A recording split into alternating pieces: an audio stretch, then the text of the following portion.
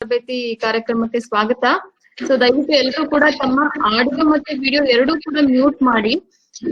ನಂತರ ಮಧ್ಯದಲ್ಲಿ ಯಾರು ಕೂಡ ಸ್ಕ್ರೀನ್ ಶೇರ್ ಮಾಡಬೇಡಿ. ಮತ್ತೆ ಏನಾದ್ರು ನಿಮ್ಮಲ್ಲಿ ಪ್ರಶ್ನೆಗಳಿದ್ರೆ ಕೇಳ್ಬೇಕು ಅಂತಂದ್ರೆ ಚಾಟ್ ಬಾಕ್ಸ್ ಅಲ್ಲಿ ನೀವು ಪ್ರಶ್ನೆಗಳನ್ನ ಹಾಕ್ಬೋದು, ಅಥವಾ ಈ ಸಂಪನ್ಮೂಲ ವ್ಯಕ್ತಿಗಳು ಪ್ರಸ್ತುತಪಡಿಸಿದ ಆದ್ಮೇಲೆ ನೀವು ಸಂವಾದದಲ್ಲಿ ಭಾಗವಹಿಸಬಹುದು. ಆಗ ನೀವು ಅನ್ಮ್ಯೂಟ್ ಮಾಡ್ಕೊಂಡು ಸಂವಾದದಲ್ಲಿ ಭಾಗವಹಿಸಬಹುದು. ಆದ್ರೆ ಮಧ್ಯದಲ್ಲಿ ಯಾರು ಕೂಡ ದಯವಿಟ್ಟು ಸ್ಕ್ರೀನ್ ಶೇರ್ ಮಾಡ್ಬೇಡಿ ಮತ್ತೆ ಅನ್ಮ್ಯೂಟ್ ಮಾಡ್ಕೋಬೇಡಿ. ಸ್ಟಾರ್ಟ್ ಮಾಡೋಣ ಸರ್.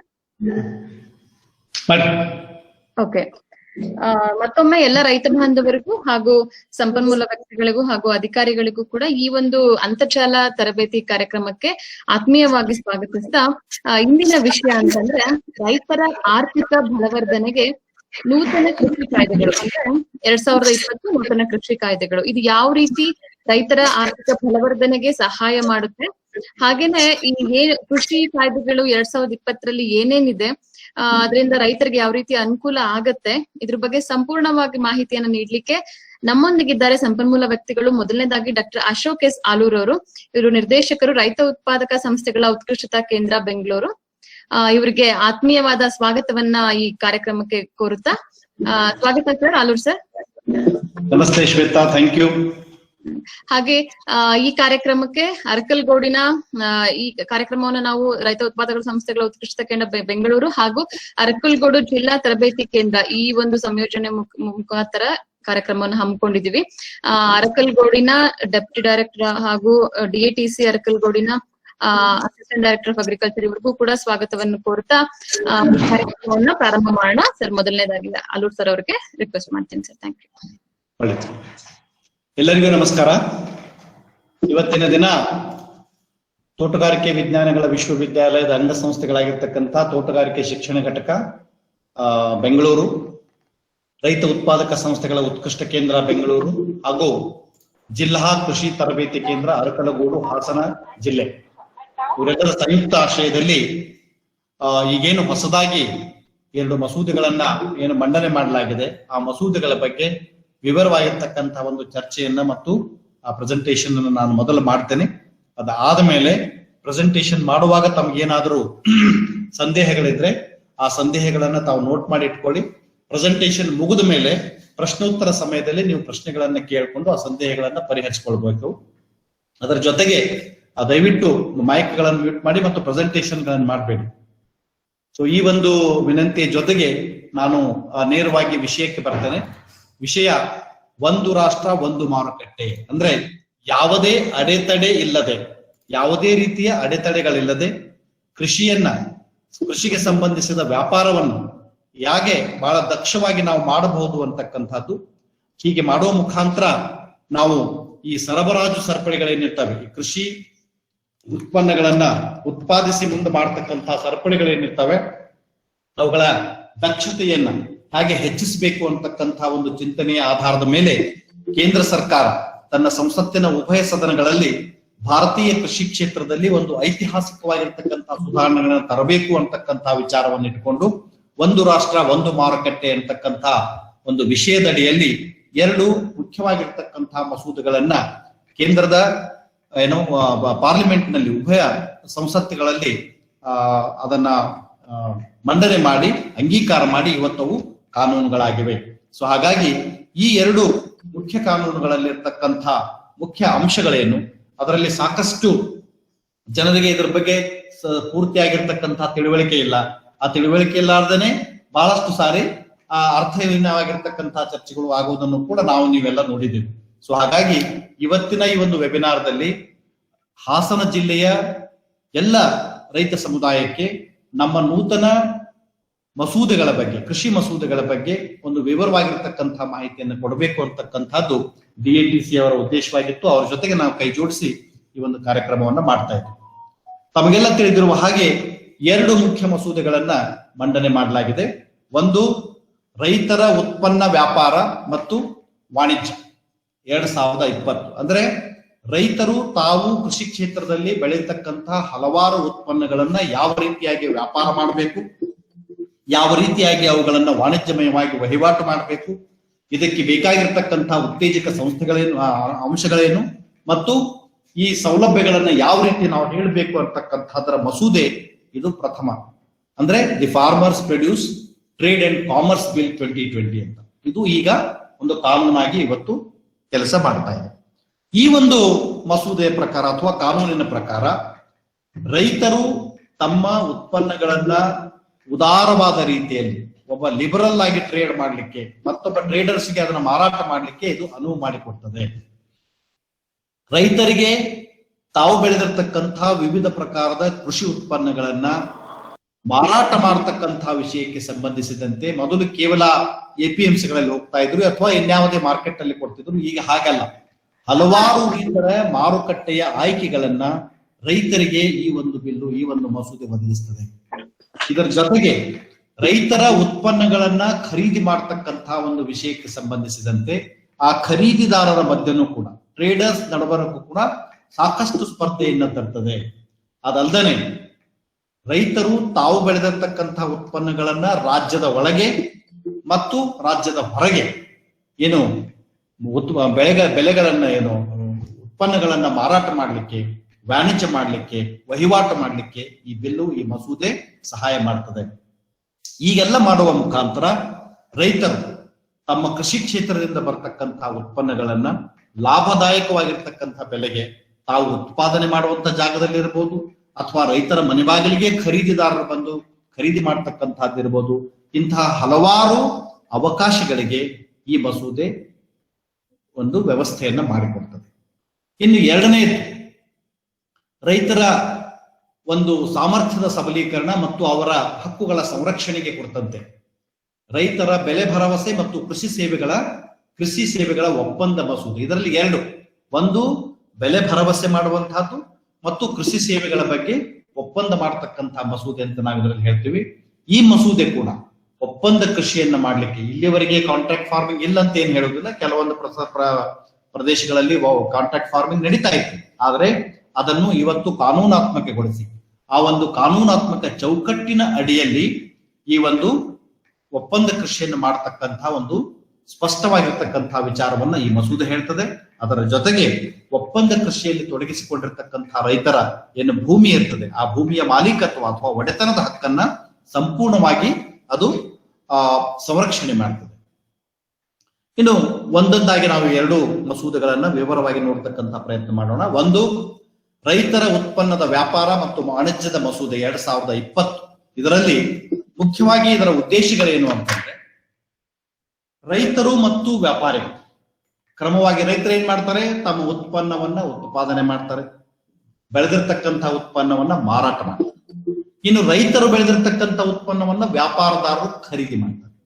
ರೈತರು ತಮ್ಮ ಉತ್ಪನ್ನವನ್ನ ಮಾರಾಟ ಮಾಡ್ಲಿಕ್ಕೆ, ವ್ಯಾಪಾರದಾರರು ರೈತರ ಉತ್ಪನ್ನವನ್ನ ಖರೀದಿ ಮಾಡ್ಲಿಕ್ಕೆ ಏನು ಅವಶ್ಯಕವಾಗಿರ್ತಕ್ಕಂತಹ ಒಂದು ಪರಿಸರದ ವ್ಯವಸ್ಥೆ ಇತ್ತಲ್ಲ, ಆ ಪರಿಸರದ ವ್ಯವಸ್ಥೆಯನ್ನ ಸೃಷ್ಟಿ ಮಾಡತಕ್ಕಂತಹ ಉದ್ದೇಶವನ್ನ ಈ ಒಂದು ಮಸೂದೆ ಹೊಂದಿದೆ. ಹಾಗೆ ಸೂಕ್ತವಾಗಿರ್ತಕ್ಕಂತಹ ವ್ಯಾಪಾರದ ಪರಿಸರ ಅಥವಾ ವಾಣಿಜ್ಯದ ಪರಿಸರದ ವ್ಯವಸ್ಥೆಯನ್ನು ಸೃಷ್ಟಿಸುವ ಮೂಲಕ ರೈತರು ತಾವು ಬೆಳೆದಿರ್ತಕ್ಕಂತಹ ಉತ್ಪನ್ನವನ್ನ ಸೂಕ್ತವಾಗಿರ್ತಕ್ಕಂಥ ಬೆಲೆಗೆ ವ್ಯಾಪಾರಸ್ಥರಿಗೆ ಮಾರಾಟ ಮಾಡಲಿಕ್ಕೆ ಮತ್ತು ರೈತರ ಉತ್ಪನ್ನವನ್ನ ಒಂದು ಸೂಕ್ತವಾದ ಪ್ರತಿಫಲದಾಯಕ ಬೆಲೆಗೆ ಖರೀದಿ ಮಾಡತಕ್ಕಂಥ ಆಯ್ಕೆಯನ್ನ ವಾಣಿಜ್ಯದಾರರಿಗೆ ಈ ಒಂದು ಮಸೂದೆ ಕೊಡ್ತದೆ. ಸೊ ಹಾಗಾಗಿ ಇಲ್ಲಿ ಖರೀದಿದಾರರು ಮತ್ತು ಉತ್ಪಾದಕ ರೈತರು ಅವರು ಸ್ವತಂತ್ರವಾಗಿರ್ತಕ್ಕಂತಹ ಆಯ್ಕೆಯನ್ನ ಮಾಡತಕ್ಕಂತ ಸೌಲಭ್ಯವನ್ನು ಇದರಲ್ಲಿ ಹೊಂದುತ್ತಾರೆ. ತಮಗೆ ಸೂಕ್ತವಾದ ಬೆಲೆ ಇದ್ರೆ ಅದನ್ನ ಮಾರಾಟ ಮಾಡ್ತಾರೆ. ವಾಣಿಜ್ಯದವರಿಗೆ ಅಂದ್ರೆ ವ್ಯಾಪಾರದಾರರಿಗೆ ಅವರಿಗೆ ಸೂಕ್ತವಾಗಿರ್ತಕ್ಕಂಥ ಬೆಲೆ ಇದ್ರೆ ಅದನ್ನ ರೈತರಿಂದ ಖರೀದಿ ಮಾಡ್ತಾರೆ.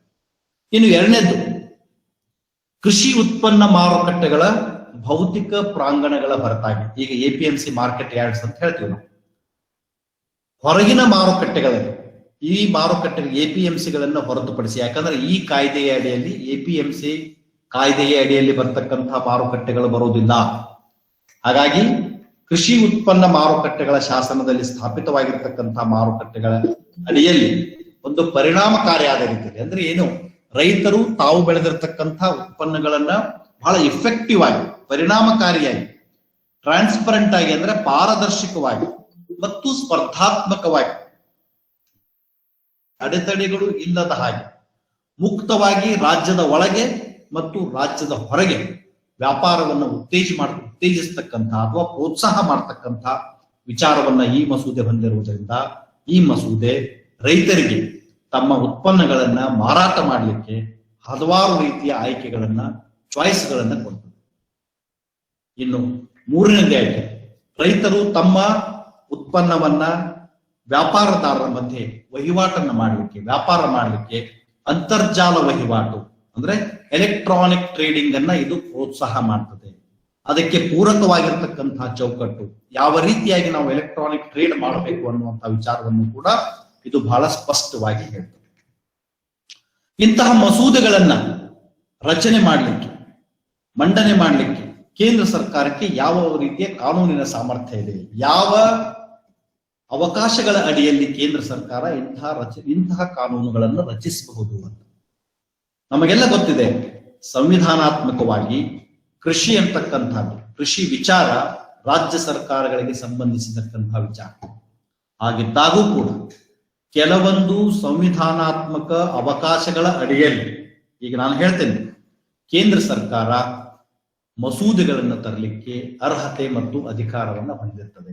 ಈಗ ಉದಾಹರಣೆಗಾಗಿ ರೈತರು ಬೆಳೆದಿರ್ತಕ್ಕಂತಹ ಉತ್ಪನ್ನವನ್ನು ರಾಜ್ಯದ ಒಳಗೆ ಮಾಡ್ತಾ ಇದ್ರೆ ರಾಜ್ಯದಿಂದ ಹೊರಗೆ ಮಾಡ್ತಕ್ಕಂತಹ ಅವಕಾಶ ವಿಚಾರ ಬಂದಾಗ ಅಂತಾರಾಜ್ಯ ವ್ಯಾಪಾರ, ಎರಡು ರಾಜ್ಯಗಳ ಮಧ್ಯ ಆಗತಕ್ಕಂತಹ ವ್ಯಾಪಾರಕ್ಕೆ ಸಂಬಂಧಪಟ್ಟಂತೆ ಸಂವಿಧಾನದ ಪಟ್ಟಿ ಅಂದ್ರೆ ನಾವು ಯೂನಿಯನ್ ಲಿಸ್ಟ್ ಅಂತ ಹೇಳ್ತೀವಿ, ಅದರ ಉಲ್ಲೇಖ 42ರ ವ್ಯಾಪ್ತಿಗೆ ಬರ್ತದೆ.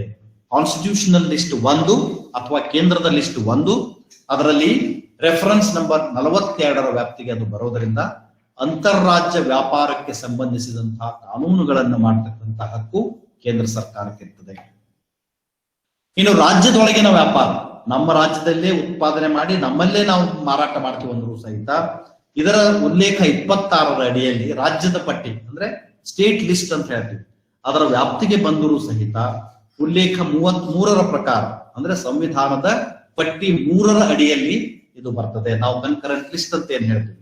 ಸೊ ಹಾಗಾಗಿ ಕೇಂದ್ರ ಸರ್ಕಾರ ಅಂತಾರಾಜ್ಯದ ವ್ಯಾಪಾರ ಇರ್ಬೋದು, ರಾಜ್ಯದ ಒಳಗಿನ ವ್ಯಾಪಾರ ಇರ್ಬೋದು, ರೈತರು ತಮ್ಮ ಉತ್ಪನ್ನಗಳನ್ನ ರಾಜ್ಯದ ಒಳಗೆ ಅಥವಾ ರಾಜ್ಯದ ಹೊರಗೆ ಮಾಡತಕ್ಕಂತಹ ವ್ಯಾಪಾರಕ್ಕೆ ಸಂಬಂಧಿಸಿದಂತೆ ಶಾಸನವನ್ನು ಮಾಡಲಿಕ್ಕೆ, ಕಾನೂನನ್ನು ತರಲಿಕ್ಕೆ, ಕಾಯ್ದೆಗಳನ್ನು ರೂಪಿಸಲಿಕ್ಕೆ ಸಂಪೂರ್ಣವಾಗಿರ್ತಕ್ಕಂತಹ ಸಾಮರ್ಥ್ಯ ಮತ್ತು ಅಧಿಕಾರವನ್ನು ಹೊಂದಿದೆ. ಇಂತಹ ಅಧಿಕಾರವನ್ನ ಬಳಸಿಕೊಂಡು ಕೇಂದ್ರ ಸರ್ಕಾರ ಈ ಎರಡೂ ಕಾನೂನುಗಳನ್ನ ಇತ್ತೀಚೆಗೆ ಜಾರಿಗೆ ತಂದಿದೆ. ಈ ಕಾನೂನಿನ ಅಡಿಯಲ್ಲಿ ನಾವು ಚರ್ಚೆಗಳನ್ನು ಮಾಡುವಾಗ ಬಹಳಷ್ಟು ಕಡೆ ನಾವು ರೈತರ ಉತ್ಪನ್ನ ಅಂತ ಹೇಳ್ತೀವಿ. ರೈತರ ಉತ್ಪನ್ನ ಅಂದ್ರೆ ಫಾರ್ಮರ್ಸ್ ಪ್ರೊಡ್ಯೂಸ್. ಹಂಗಂದ್ರೆ ಏನು? ರೈತರ ಉತ್ಪನ್ನಗಳೆಂದರೆ ರೈತರು ಬೆಳೀತಕ್ಕಂತಹ ವಿವಿಧ ಧಾನ್ಯಗಳು, ಗೋಧಿ ಇರಬಹುದು, ಅಕ್ಕಿ ಇರಬಹುದು, ಜೋಳ ಇರಬಹುದು, ಸಜ್ಜೆ ಇರಬಹುದು, ರಾಗಿ ಇರಬಹುದು, ನವಣೆ ಇರಬಹುದು, ಏಕದಳ ಧಾನ್ಯಗಳಿರ್ಬಹುದು, ಸಿರಿಧಾನ್ಯಗಳಿರ್ಬಹುದು, ದ್ವಿದಳ ಧಾನ್ಯಗಳಿರ್ಬಹುದು, ಖಾದ್ಯ ತೈಲ ಬೀಜಗಳಿರ್ಬಹುದು, ಸಸ್ಯಜನ್ಯ ತೈಲಗಳಿರ್ಬಹುದು, ಹಲವಾರು ರೀತಿಯ ತರಕಾರಿಗಳಿರ್ಬಹುದು, ಹಣ್ಣುಗಳಿರ್ಬಹುದು, ವಿವಿಧ ರೀತಿಯ ಸೀಡ್ಗಳು, ಬೀಜಗಳಿರ್ಬಹುದು, ಮಸಾಲೆ ಪದಾರ್ಥಗಳಿರ್ಬಹುದು, ಸಕ್ಕರೆ ಇರಬಹುದು. ಇಂತಹ ಹಲವಾರು ಧಾನ್ಯಗಳನ್ನ ಆಹಾರ ಪದಾರ್ಥಗಳು ಅಂತ ಹೇಳಿ ಇಲ್ಲಿ ಈ ಒಂದು ಕಾಯ್ದೆಯ ಅಡಿಯಲ್ಲಿ ವ್ಯಾಖ್ಯಾನಿಸಲಾಗಿದೆ. ಅದರ ಜೊತೆಗೆ ಕೃಷಿ ಹಾಗೂ ತೋಟಗಾರಿಕೆ ಬೆಳೆಗಳ ಉತ್ಪನ್ನಗಳ ವಿಚಾರಕ್ಕೆ ಬಂದಾಗ ನಾವು ಜಮೀನಿನಿಂದ ಕೊಯ್ಲು ಮಾಡಿಕೊಂಡು ಯಾವ ರೂಪದಲ್ಲಿ ತಂದು ಮಾರಾಟ ಮಾಡಬಹುದು, ಅದು ನೈಸರ್ಗಿಕ ರೂಪ, ಅಥವಾ ನಾವು ಕೊಯ್ಲಿನ ನಂತರ ಅವಕ್ಕೆ ಕೊಯ್ಲೋತ್ತರ ಒಂದು ತಂತ್ರಜ್ಞಾನವನ್ನು ಬಳಸಿ ಅವರಿಗೆ ಸಂಸ್ಕಾರ ಮಾಡಿ ಮೌಲ್ಯವರ್ಧನೆ ಮಾಡಿ ಜನರು ಉಪಯೋಗಕ್ಕೆ ಬರುವ ರೂಪದಲ್ಲಿ ಅದನ್ನ ಬದಲಾವಣೆ ಮಾಡಿ ಅವುಗಳನ್ನ ನಾವು ಉತ್ಪನ್ನಗಳನ್ನ ರೂಪದಲ್ಲಿ ಮಾರಾಟ ಮಾಡಬಹುದು. ಅದನ್ನೂ ಕೂಡ ರೈತರ ಉತ್ಪನ್ನಗಳ ಅಡಿಯಲ್ಲಿ ತರಲಾಗಿದೆ. ಇನ್ನು ಕೃಷಿಯಲ್ಲಿ ಕೃಷಿಕರು, ರೈತರು ಇಟ್ಟಿರ್ತಕ್ಕಂತಹ ಜಾನುವಾರುಗಳಿಗೆ ಅವಕ್ಕೆ ಅವಶ್ಯಕವಿರತಕ್ಕಂತಹ ಮೇವು, ಯಾವುದೇ ರೂಪದ ಮೇವು ಇರಬಹುದು, ಜಾನುವಾರುಗಳಿಗೆ ಬಳಸ್ತಕ್ಕಂತಹ ಹಿಂಡಿ ಮತ್ತು ಜಾನುವಾರುಗಳಿಗೆ ಬಳಸ್ತಕ್ಕಂತಹ ಇತರ ಆಹಾರ ಪದಾರ್ಥಗಳು, ಅನಿಮಲ್ ಫೀಡ್ ಅಂತ ಹೇಳ್ತೀವಿ, ಅದು ಕೂಡ ರೈತರ ಉತ್ಪನ್ನದ ಅಡಿಯಲ್ಲೇನೆ ಬರ್ತದೆ. ಇದರ ಜೊತೆಗೆ ಕಚ್ಚಾ ಹತ್ತಿ, ನಾವು ಹೊಲದಿಂದ ಏನ್ ಹತ್ತಿ ಬಿಡಿಸ್ಕೊಂಡ್ ಬರ್ತೀವಿ ಅದನ್ನ ಜಿನ್ನಿಂಗ್ ಮಾಡಿಸೋಕ್ಕಿಂತ ಮುಂಚೆ ಅದಕ್ಕೆ ನಾವು ಕಚ್ಚಾ ಹತ್ತಿ ಅಂತ ಹೇಳ್ತೀವಿ. ಜಿನ್ನಿಂಗ್ ನಾವು ಮಾಡಿಸಿದೀವಿ ಅಂದ್ರ ಸಂಸ್ಕಾರ ಆಯ್ತು, ಅಲ್ಲಿ ಸಂಸ್ಕರಿಸಿದ ಹತ್ತಿ. ನೀವು ಹತ್ತಿಯನ್ನ ಸಂಸ್ಕರಿಸಬಹುದು, ಸಂಸ್ಕರಿಸದೇನೂ ಮಾರಾಟ ಮಾಡಬಹುದು. ಸಂಸ್ಕರಿಸಿದ ನಂತರ ಬರ್ತಕ್ಕಂಥ ಹತ್ತಿ ಬೀಜ ಹಾಗೂ ಇನ್ನಿತರ ರೂಪದ ಕಚ್ಚಾ ನಾರು, ಕ್ರೂಡ್ ಫೈಬರ್ ಅಂತ ಏನ್ ಹೇಳ್ತೀವಿ, ಇವು ಎಲ್ಲವುಗಳು ಕೂಡ ರೈತರ ಉತ್ಪನ್ನದ ಅಡಿಯಲ್ಲಿ ಬರ್ತಕ್ಕಂಥ ಒಂದು ಉತ್ಪನ್ನಗಳಾಗಿದ್ದಾವೆ. ಇನ್ನು ಈ ಒಂದು ಕಾಯ್ದೆಯ ಅಡಿಯಲ್ಲಿ ನಾವು ಚರ್ಚೆ ಮಾಡುವಾಗ ಹಲವಾರು ಸಾರಿ ವ್ಯಾಪಾರದ ಪ್ರದೇಶ, ಮಾರುಕಟ್ಟೆ ಪ್ರದೇಶ ಅಂತ ನಾನು ಹೇಳ್ತೇನೆ. ಮಾರುಕಟ್ಟೆ ಪ್ರದೇಶ ಅಂದ್ರೆ ಏನು? ಈ ಸದ್ಯ ರಾಜ್ಯದಲ್ಲಿ ಚಾಲ್ತಿಯಲ್ಲಿರ್ತಕ್ಕಂಥ APMC ಕಾಯ್ದೆಗಳ ಅಡಿಯಲ್ಲಿ ರಚಿಸಲ್ಪಟ್ಟಿರ್ತಕ್ಕಂಥ ಮಾರುಕಟ್ಟೆ ಸಮಿತಿಗಳು. ಈಗ APMC ಮಾರ್ಕೆಟ್ ಯಾರ್ಡ್ ಇರ್ತಾವ, ಅದು ಈ ಹೊಸ ಕಾಯ್ದೆಯ ಅಡಿಯಲ್ಲಿ ಅವು ಬರುವುದಿಲ್ಲ. APMCಯ ಮುಖ್ಯ ಪ್ರಾಂಗಣಗಳಿರಬಹುದು, APMC ಮಾರುಕಟ್ಟೆಯ ಉಪ ಪ್ರಾಂಗಣಗಳಿರಬಹುದು, ಅವು ಈ ಕಾಯ್ದೆಯ ಅಡಿಯಲ್ಲಿ ನಾವು ಕರೆಯುವ ಹಾಗೆ ವ್ಯಾಪಾರ ಪ್ರದೇಶಗಳಾಗೋದಿಲ್ಲ. ಯಾಕಂದ್ರೆ ಅವುಗಳನ್ನ APMC ಕಾಯ್ದೆಯ ಅಡಿಯಲ್ಲಿ ನಾವು ರಚನೆ ಮಾಡ್ತೀವಿ. ಅದರ ಜೊತೆಗೆ ಆಯಾ ರಾಜ್ಯಗಳ APMC ಕಾಯ್ದೆಗಳ ಅಡಿಯಲ್ಲಿ ರಚನೆ ಆಗಿರ್ತಕ್ಕಂತಹ ಖಾಸಗಿ ಮಾರುಕಟ್ಟೆಗಳಿರ್ಬಹುದು, ಖಾಸಗಿ ಉಪ ಮಾರುಕಟ್ಟೆಗಳಿರ್ಬಹುದು, ನೇರು ಮಾರುಕಟ್ಟೆಗಳಿರ್ಬಹುದು, ಅವುಗಳ ಸಂಗ್ರಹಣಾ ಕೇಂದ್ರಗಳಿರ್ಬಹುದು, ಅವು ಈ ಕಾಯ್ದೆಯ ಅಡಿಯಲ್ಲಿ ಬರುವುದಿಲ್ಲ. ಇನ್ನು ಈ ಕಾಯ್ದೆಯ ಅಡಿಯಲ್ಲಿ ವ್ಯಾಪಾರ ಮಾರುಕಟ್ಟೆ ಅಥವಾ ವ್ಯಾಪಾರ ಪ್ರದೇಶ ಅಂದ್ರೆ ಏನು, ಮಾರುಕಟ್ಟೆ ಪ್ರದೇಶ ಏನು ಅಂತಂದ್ರೆ ಉತ್ಪಾದನಾ ಸ್ಥಳಗಳು. ಏನು ಈ ಉತ್ಪಾದನಾ ಸ್ಥಳಗಳು? ರೈತರು ತಾವು ಬೆಳೆಗಳನ್ನ ಬೆಳೀತಕ್ಕಂಥ ಹೊಲಗಳೇ ನಿಮ್ಮ ಉತ್ಪಾದನಾ ಸ್ಥಳಗಳು. ಅದೂ ಕೂಡ ಅಲ್ಲೇನೆ ಮಾರಾಟ ಮಾಡಬಹುದು. ಟ್ರೇಡ್ ಅಂಡ್ ಫಾರ್ಮ್ ಗೇಟ್ ಅಂತ ಹೇಳ್ತೀವಿ ನಾವು. ಅಂದ್ರೆ ಖರೀದಿದಾರರು ನೇರವಾಗಿ ನಿಮ್ಮ ಜಮೀನುಗಳಿಗೆ ಬಂದು ನೀವು ಕೊಯ್ಲು ಮಾಡಿರ್ತಕ್ಕಂಥ ಉತ್ಪಾದನೆಯನ್ನ ನಿಮ್ಮ ಮತ್ತು ಅವರಿಗೆ ಒಪ್ಪಂದದ ಬೆಲೆಗೆ ಅದು ಸರಿಯಾದಾಗ ನೀವು ಆ ಜಾಗದಲ್ಲಿನೇ ಮಾರಾಟ ಮಾಡಬಹುದು. ಆಗ ಉತ್ಪಾದನಾ ಸ್ಥಳಗಳು ಕೂಡ ನಿಮ್ಮ ವ್ಯಾಪಾರದ ಪ್ರದೇಶಗಳು ಅಂತ ಕರೆಸ್ಕೊಂಡು, ನೀವು ಉತ್ಪನ್ನಗಳನ್ನ ಕೊಯ್ಲು ಮಾಡಿದ ನಂತರ ನಿಮ್ಮ ಹಗೆಗಳಿಗೆ ಹಾಕ್ಬೋದು, ಜಮೀನು ಮನೆಗಳಲ್ಲಿ ಇರಬಹುದು ಅಥವಾ ಗೋಡೌನ್ಗಳಲ್ಲಿ ಇರಬಹುದು, ಅವುಗಳನ್ನು ಒಟ್ಟುಗೂಡಿಸ್ತಕ್ಕಂಥ ಜಾಗಗಳಿರ್ಬಹುದು, ಅಂಥವುಗಳಲ್ಲಿಯೂ ಕೂಡ ವ್ಯಾಪಾರ ನೀವು ಮಾಡಬಹುದು. ಇನ್ನು ಕಾರ್ಖಾನೆ ಆವರಣಗಳಿರ್ಬೋದು. ಈಗ ನಾ ಹತ್ತಿ ಹೇಳಿದೆ, ಹತ್ತಿ ನೀವು ಕಚ್ಚಾ ಹತ್ತಿ ಮಾರುದಿಲ್ಲ, ನನಗೆ ಹತ್ತಿ ಕಾಳ ಬ್ಯಾರೆ ಬೇಕು, ಅದನ್ನ ನಾನು ಜಿನ್ನಿಂಗ್ ಹಾಕಿಸ್ತೀನಿ ಅಂದ್ರೆ ನಾವೇನ್ ಮಾಡ್ತೀವಿ, ಅದನ್ನ ಆ ಜಿನ್ನಿಂಗ್ ಮಿಲ್ಲಿಗೆ ತಗೊಂಡು ಹೋಗ್ತೀವಿ, ಕಾರ್ಖಾನೆಗೆ ತಗೊಂಡು ಹೋಗ್ತೀವಿ. ಅಲ್ಲಿ ಅರಳಿಯನ್ನ ಮಾರಾಟ ಮಾಡ್ತೀವಿ, ಹತ್ತಿ ಬೀಜಗಳನ್ನ ತಗೊಂಡು ಬರ್ತೀವಿ. ಅಂದ್ರೆ ಕಾರ್ಖಾನೆಯ ಆವರಣವೂ ಕೂಡ ಈ ಒಂದು ಕಾಯ್ದೆಯ ಅಡಿಯಲ್ಲಿ ಒಂದು ಮಾರುಕಟ್ಟೆ ಪ್ರದೇಶ. ಇನ್ನು ನಾವು ಸಂಗ್ರಹಿಸಿ ಇಡ್ತಕ್ಕಂಥ ಗೋದಾವಣೆಗಳಿರಬಹುದು, ಸೈಲೋಗಳಿರಬಹುದು, ಶೀತಲೀಕರಣದ ಘಟಕಗಳಿರಬಹುದು, ಅಥವಾ ಇನ್ನಾವುದೇ ಸ್ಥಳಗಳಿವೆ. ಅಂದ್ರೆ ಎಲ್ಲಿ ರೈತರು ಉತ್ಪಾದನೆ ಮಾಡ್ತಾರ, ಎಲ್ಲಿ ಸಂಗ್ರಹಣೆ ಮಾಡ್ತಾರ, ಎಲ್ಲಿ ಸಂಸ್ಕರಣೆ ಮಾಡ್ತಾರ, ಇಂತಹ ಹಲವಾರು ಪ್ರದೇಶಗಳಿಂದ ರಾಷ್ಟ್ರದ ಅತ್ಯಂತ ಕೃಷಿ ಉತ್ಪನ್ನಗಳ ವ್ಯಾಪಾರವನ್ನು ಮಾಡಬಹುದು. ಅಂತಹ ಸ್ಥಳಗಳಿಗೆ ವ್ಯಾಪಾರ ಪ್ರದೇಶ ಅಥವಾ ಮಾರುಕಟ್ಟೆ ಪ್ರದೇಶ ಅಂತ ಹೇಳ್ತಾರೆ. ಇಲ್ಲಿ ಒಂದು ನಾವು ನೆನಪಿಡಬೇಕು, ಈಗಾಗಲೇ ಆಯಾ ರಾಜ್ಯಗಳ APMC ಅಡಿಯಲ್ಲಿ ರಚಿಸಲ್ಪಟ್ಟಿರ್ತಕ್ಕಂತಹ APMC ಮಾರ್ಕೆಟ್ ಯಾರ್ಡ್ಗಳು ಖಾಸಗಿ ಇರ್ಬೋದು, ಮೇನ್ ಇರ್ಬೋದು, ಸಬ್ ಮಾರ್ಕೆಟ್ಸ್ ಇರ್ಬೋದು, ಅವು ಮಾತ್ರ ಈ ಕಾಯ್ದೆಯ ಅಡಿಯಲ್ಲಿ ಬರದಲ್ಲ. ಅದರ ಬಿಟ್ಟರೆ ಉಳಿದ ಎಲ್ಲಾ ಪ್ರದೇಶಗಳಲ್ಲಿ ರೈತರು ತಮ್ಮ ಉತ್ಪನ್ನಗಳನ್ನ ಮಾರುಕಟ್ಟೆ ಮಾಡಬಹುದು. ಇನ್ನು ವ್ಯಾಪಾರ ಪ್ರದೇಶಗಳಲ್ಲಿ ಯಾವ ರೀತಿ ವ್ಯವಹಾರ ಮಾಡಬೇಕು, ವಹಿವಾಟು ಮಾಡಬೇಕು ಅಂತಕ್ಕಂಥ ಈ ಒಂದು ವಿಷಯಕ್ಕೆ ಸಂಬಂಧಿಸಿದಂತೆ ಆಯಾ ರಾಜ್ಯ ಮಾರುಕಟ್ಟೆ ಕಾನೂನುಗಳ ಅಡಿಯಲ್ಲಿ ನಿಗದಿಪಡಿಸಿರ್ತಕ್ಕಂತಹ ಕೃಷಿ ಉತ್ಪನ್ನಗಳನ್ನ ಒಳಗೊಂಡಂತೆ ಒಬ್ಬ ರೈತ ಅಥವಾ ಒಬ್ಬ ವ್ಯಾಪಾರ ಪ್ರದೇಶದಲ್ಲಿ ಕೃಷಿ ವ್ಯಾಪಾರದ ಉತ್ಪನ್ನಗಳ ವ್ಯಾಪಾರದಲ್ಲಿ ತೊಡಗಿಸಿಕೊಳ್ಳಬಹುದು. ಇನ್ನು ಯಾವ ವ್ಯಾಪಾರಸ್ಥರಲ್ಲಿ ಈ ಕಾಯ್ದೆಯ ಪ್ರಕಾರ, ಇವತ್ತಿನ ಪ್ರಕಾರ ಖಾಯಂ ಅಕೌಂಟ್ ಸಂಖ್ಯೆ ಅಂದ್ರೆ ಪ್ಯಾನ್ ಕಾರ್ಡ್ ಹೊಂದಿರತಕ್ಕಂಥ ಯಾವುದೇ ವ್ಯಕ್ತಿ ವ್ಯಾಪಾರದಲ್ಲಿ ತೊಡಗಿಸಿಕೊಳ್ಳಲಿಕ್ಕೆ ಅರ್ಹತೆಯನ್ನ ಪಡೀತಾರೆ. ವ್ಯಾಪಾರದ ಅರ್ಹತೆಯನ್ನ ಬದಲಿ ಮಾಡಲಿಕ್ಕೆ ಕೇಂದ್ರ ಸರ್ಕಾರ ಪರ್ಯಾಯ ದಾಖಲಾತಿಗಳನ್ನ ಅಥವಾ ಪರ್ಯಾಯ ಕ್ರೈಟೀರಿಯಾಗಳನ್ನು ನಿಗದಿಪಡಿಸಬಹುದಾಗಿದೆ. ಇವೆರಡನ್ನು ಹೊರತುಪಡಿಸಿ ಈಗಾಗಲೇ ರಾಷ್ಟ್ರದಲ್ಲಿ ಕೆಲಸ ಮಾಡತಕ್ಕಂಥ ರೈತ ಉತ್ಪಾದಕ ಸಂಸ್ಥೆಗಳು ಅಥವಾ ಕೃಷಿ ಸಹಕಾರಿ ಸಂಘಗಳು ಕಾನೂನುಬದ್ಧವಾಗಿ ವ್ಯಾಪಾರವನ್ನು ಮಾಡಲಿಕ್ಕೆ ಅರ್ಹತೆಯನ್ನ ಹೊಂದಿರುತ್ತದೆ. ಈ ಒಂದು ಕಾಯ್ದೆಯ ಅಡಿಯಲ್ಲಿ ಅತ್ಯಂತ ಸ್ಪಷ್ಟವಾಗಿ ಹೊರಬಂದಿರತಕ್ಕಂಥ ವಿಚಾರ. ಇನ್ನು ಮುಂದೆ ಹೇಳೋದಾದ್ರೆ ನೋಡೋಣ. ಮಸೂದೆ ಕೃಷಿ ಇತರ ಇಲಾಖೆಯಿಂದ ಒಂದು ಇದು ಇತ್ತು ಮಾಹಿತಿದು, ಅದು ಹೇಳಿ. ಯೂಟ್ಯೂಬ್ ಅಲ್ಲಿ ಅದೇ ಇದು ಕೃಷಿ ಅದು ಆನ್ ಮಾಡಿದೀನಿ, ಇದು ವಿಡಿಯೋ ಬರ್ತಿದೆ. ಇದು ಬರ್ತಿಲ್ವಲ್ಲ ಇದು ವಾಯ್ಸ್? ಇನ್ನು ನಾವು ಈಗಾಗಲೇ ನಿಮ್ ಜೊತೆಗೆ ನಾನು ಹೇಳ್ತಾ ಇದ್ದೆ ಮಸೂದೆಯ ಇತರ ನಿಬಂಧನೆಗಳೇನು.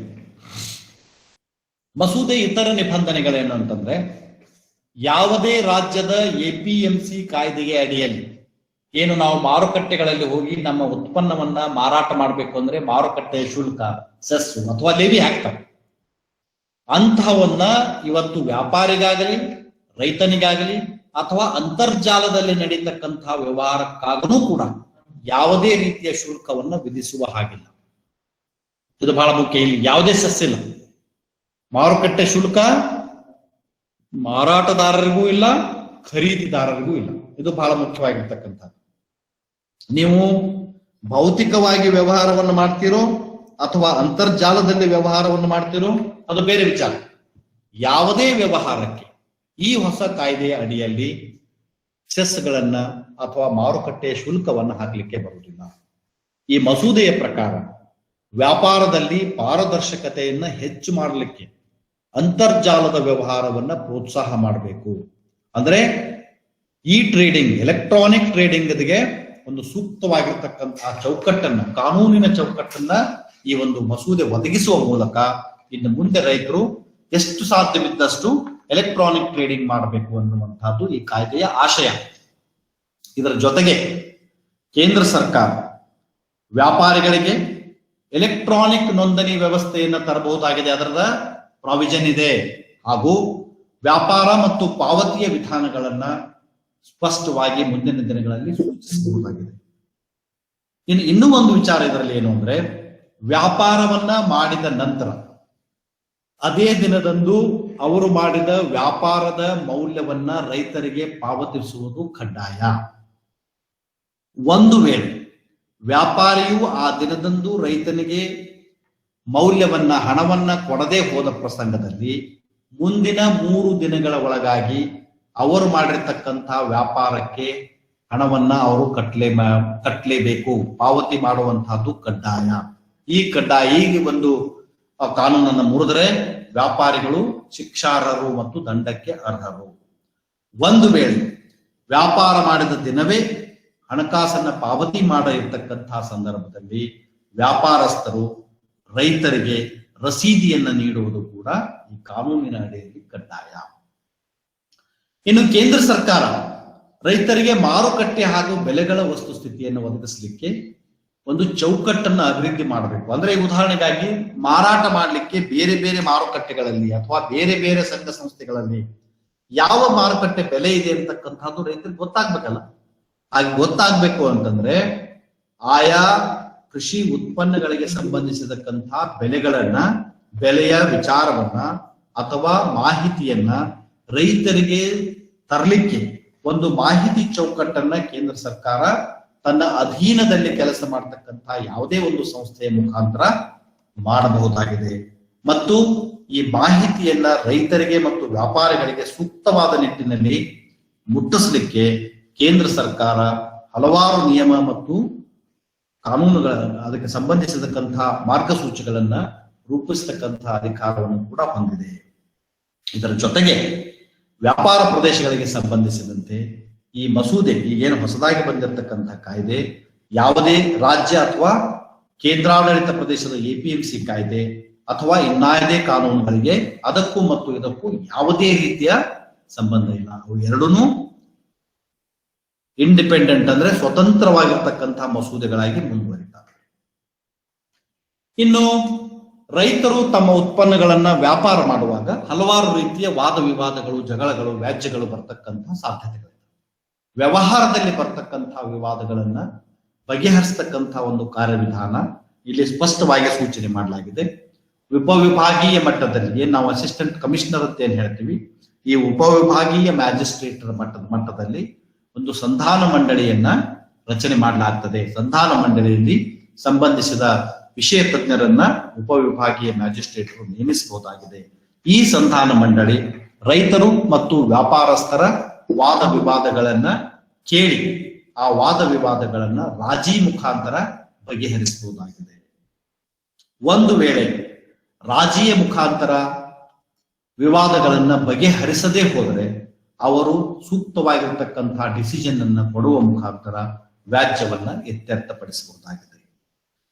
ಈ ರಾಜಿ ಮುಖಾಂತರ ಅಥವಾ ಮಂಡಳಿಯಿಂದ ಇತ್ಯರ್ಥಪಡಿಸಲಿಕ್ಕೆ ಆಗದೆ ಹೋದಲ್ಲಿ ಅಂತಹ ವಿವಾದಗಳನ್ನ ಉಪವಿಭಾಗೀಯ ಮ್ಯಾಜಿಸ್ಟ್ರೇಟರು ಅವರ ಮುಂದೆ ತರ್ತಾರೆ.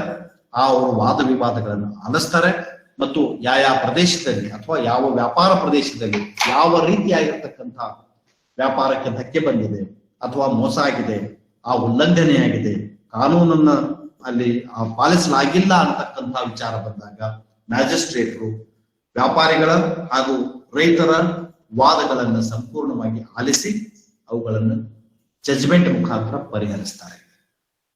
ಇನ್ನು ವ್ಯಾಪಾರ ಪ್ರದೇಶದಲ್ಲಿ ವಹಿವಾಟು ಮಾಡುವಾಗ ಯಾವುದೇ ರೀತಿಯ ಒಂದು ಕಾನೂನಿನ ಉಲ್ಲಂಘನೆ ಆಗಿದೆ, ಈ ಮಸೂದೆಯ ಅಡಿಯಲ್ಲಿ ಬರ್ತಕ್ಕಂಥ ಅಂಶಗಳನ್ನ ಅವರು ಉಲ್ಲಂಘನೆ ಮಾಡಿದ್ರೆ ಎಷ್ಟು ಪ್ರಮಾಣದಲ್ಲಿ ಉಲ್ಲಂಘನೆ ಆಗಿದೆ ಅಂತಕ್ಕಂಥದ್ದನ್ನ ಉಪವಿಭಾಗೀಯ ಪ್ರಾಧಿಕಾರವಾಗ್ಲಿ ಉಪವಿಭಾಗೀಯ ಮ್ಯಾಜಿಸ್ಟ್ರೇಟರ್ ಆಗ್ಲಿ ಅವರು ನಿರ್ಧಾರ ಮಾಡ್ತಾರೆ. ಆ ಒಂದು ಮೊತ್ತಕ್ಕೆ ಅನುಗುಣವಾಗಿ ಅವರು ದಂಡವನ್ನ ಪಾವತಿ ಮಾಡಲಿಕ್ಕೆ ಆದೇಶ ನೀಡಬಹುದು, ಇನ್ನೂ ಹೆಚ್ಚಿನ ದಂಡವನ್ನು ವಿಧಿಸಬಹುದು. ಮತ್ತು ವ್ಯಾಪಾರಿಗಳು ಈ ಒಂದು ಆದೇಶವನ್ನ ಸೂಕ್ತವಾಗಿ ಪಾಲನೆ ಮಾಡದೆ ಹೋದರೆ ಅಂಥವರಿಗೆ ವ್ಯಾಪಾರದಿಂದ ಹೊರಗೆ ನಿರ್ದಿಷ್ಟ ಅವಧಿಯವರೆಗೆ ನಿರ್ಬಂಧ ಮಾಡಬಹುದು, ಬ್ಲಾಕ್ ಲಿಸ್ಟ್ ಮಾಡಬಹುದು ಅವರನ್ನು. ಸೊ ಇಂತಹ ಅವಕಾಶಗಳನ್ನ ಇದರಲ್ಲಿ ಇಡಲಾಗಿದೆ. ಅದರ ಜೊತೆಗೆ ಕಾನೂನಿನ ಅಡಿಯಲ್ಲಿ ಏನು ರೂಪಿಸಲಾಗಿರ್ತಕ್ಕಂತಹ ನಿಬಂಧನೆಗಳನ್ನ ಯಾರೇ ಉಲ್ಲಂಘನೆ ಮಾಡಿದೆ, ಇದರಲ್ಲಿ ಮುಖ್ಯವಾಗಿ ವ್ಯಾಪಾರಿಗಳು ಉಲ್ಲಂಘನೆ ಮಾಡಿದ್ದೇ ಆದರೆ ಅಂತಹ ವ್ಯಾಪಾರಿಗಳಿಗೆ ಕನಿಷ್ಠ 25,000 ರೂಪಾಯಿಗಳ ದಂಡ, ಈ ದಂಡದ ಮೊತ್ತ 5 ಲಕ್ಷ ರೂಪಾಯಿಗಳವರೆಗೂ ವಿಧಿಸಬಹುದಾಗಿದೆ. ಮತ್ತು ಕಾನೂನಿನ ಪ್ರಕಾರ ಚರ್ಚೆಯನ್ನು ಮಾಡಿ ಅವರಿಗೆ ನಿರ್ಬಂಧನೆಗಳನ್ನು ಹೇರಿದ ಮೇಲೂ ಅಥವಾ ವಾದವನ್ನ ಆಲಿಸಿ ಆ ಒಂದು ಸಂಧಾನ ಸಮಿತಿ ಅಥವಾ ಅಸಿಸ್ಟೆಂಟ್ ಕಮಿಷನರ್ ಅವರು ತಮ್ಮ ಜಜ್ಮೆಂಟ್ ಅನ್ನು ಕೊಟ್ಟ ಮೇಲೂ ಕೂಡ ಈ ಉಲ್ಲಂಘನೆ ಮುಂದುವರೆದಿದೆ ಆದರೆ ಅಂತಹ ಪ್ರತಿ ದಿನಕ್ಕೆ 5,000 ರೂಪಾಯಿಗಳ ದಂಡವನ್ನು ಕೂಡ ಹೆಚ್ಚುವರಿಯಾಗಿ ವಿಧಿಸಬಹುದಾಗಿದೆ. ಇನ್ನು ನಾನು ಹೇಳ್ತಾ ಇದ್ದೇನೆ ನಿಮಗೆ, ಈ ಕಾಯ್ದೆಯ ಅಡಿಯಲ್ಲಿ ರೈತರು ತಮ್ಮ ಉತ್ಪನ್ನಗಳನ್ನ ಎಲೆಕ್ಟ್ರಾನಿಕ್ ಟ್ರೇಡ್ ಪ್ಲಾಟ್ಫಾರ್ಮ್ ಅಂದ್ರೆ ಅಂತರ್ಜಾಲ ವ್ಯಾಪಾರ ಮಾಡತಕ್ಕಂತಹ ವ್ಯವಸ್ಥೆಯನ್ನು ಮಾಡಬೇಕು. ಇಂತಹ ಅಂತರ್ಜಾಲದಲ್ಲಿ ನಾವು ವ್ಯಾಪಾರವನ್ನು ಮಾಡುವಾಗ ಈ ವ್ಯಾಪಾರವನ್ನು ಮಾಡುವಂಥವರಿರ್ಬೋದು, ವ್ಯಾಪಾರವನ್ನು ನಿರ್ವಹಿಸುವಂತವರಿರ್ಬೋದು, ವ್ಯಾಪಾರವನ್ನು ನಿಯಂತ್ರಿಸತಕ್ಕಂತಹ ಯಾವುದೇ ವ್ಯಕ್ತಿ, ಯಾವುದೇ ಸಂಸ್ಥೆ ಕಾಯ್ದೆಯ ನಿಬಂಧನೆಗಳನ್ನ ಉಲ್ಲಂಘಿಸಿದರೆ, ರೈತರಿಗೆ ಅದರಿಂದ ಏನಾದರೂ ಮೋಸವಾದ್ರೆ ಅಥವಾ ತಪ್ಪಾದ್ರೆ ಅಲ್ಲಿ ಬರ್ತಕ್ಕಂತಹ ವಿವಾದಗಳಿಗೆ ಅವರನ್ನ ದಂಡದ ಜೊತೆಗೆ ಶಿಕ್ಷೆಯನ್ನು ಕೊಡ್ತಕ್ಕಂತಹ ವ್ಯವಸ್ಥೆಯನ್ನು ಕೂಡ ಮಾಡಲಾಗಿದೆ. ಇಂತಹ ಪ್ರಸಂಗದಲ್ಲಿ ಅಂದ್ರೆ ಎಲೆಕ್ಟ್ರಾನಿಕ್ ಟ್ರೇಡ್ ಪ್ಲಾಟ್ಫಾರ್ಮ್ ಅಥವಾ ಅಂತರ್ಜಾಲದಲ್ಲಿ ಮಾಡತಕ್ಕಂತಹ ವ್ಯಾಪಾರದಲ್ಲಿ ಯಾವುದೇ ಕಾನೂನಿನ ಪ್ರಸಂಗಗಳು ಉಲ್ಲಂಘನೆಯಾದಲ್ಲಿ ಕನಿಷ್ಠ 50,000 ರೂಪಾಯಿಗಳ ದಂಡ, ಆಗ ಆ ದಂಡದ ಮೊತ್ತ ಗರಿಷ್ಠ 10 ಲಕ್ಷ ರೂಪಾಯಿಗಳವರೆಗೂ ವಿಧಿಸಬಹುದಾಗಿದೆ. ಮತ್ತು ಈಗ ಜಜ್ಮೆಂಟ್ ಬಂದ ನಂತರವೂ ಆ ಒಂದು ತಪ್ಪು ಮುಂದುವರೆದಿದ್ದೇ ಆದರೆ, ಕಾನೂನಿನ ಉಲ್ಲಂಘನೆ ಮುಂದುವರೆದಿದ್ದೇ ಆದರೆ ಪ್ರತಿದಿನಕ್ಕೆ 10,000 ರೂಪಾಯಿಗಳ ದಂಡವನ್ನು ವಿಧಿಸಬಹುದಾಗಿದೆ.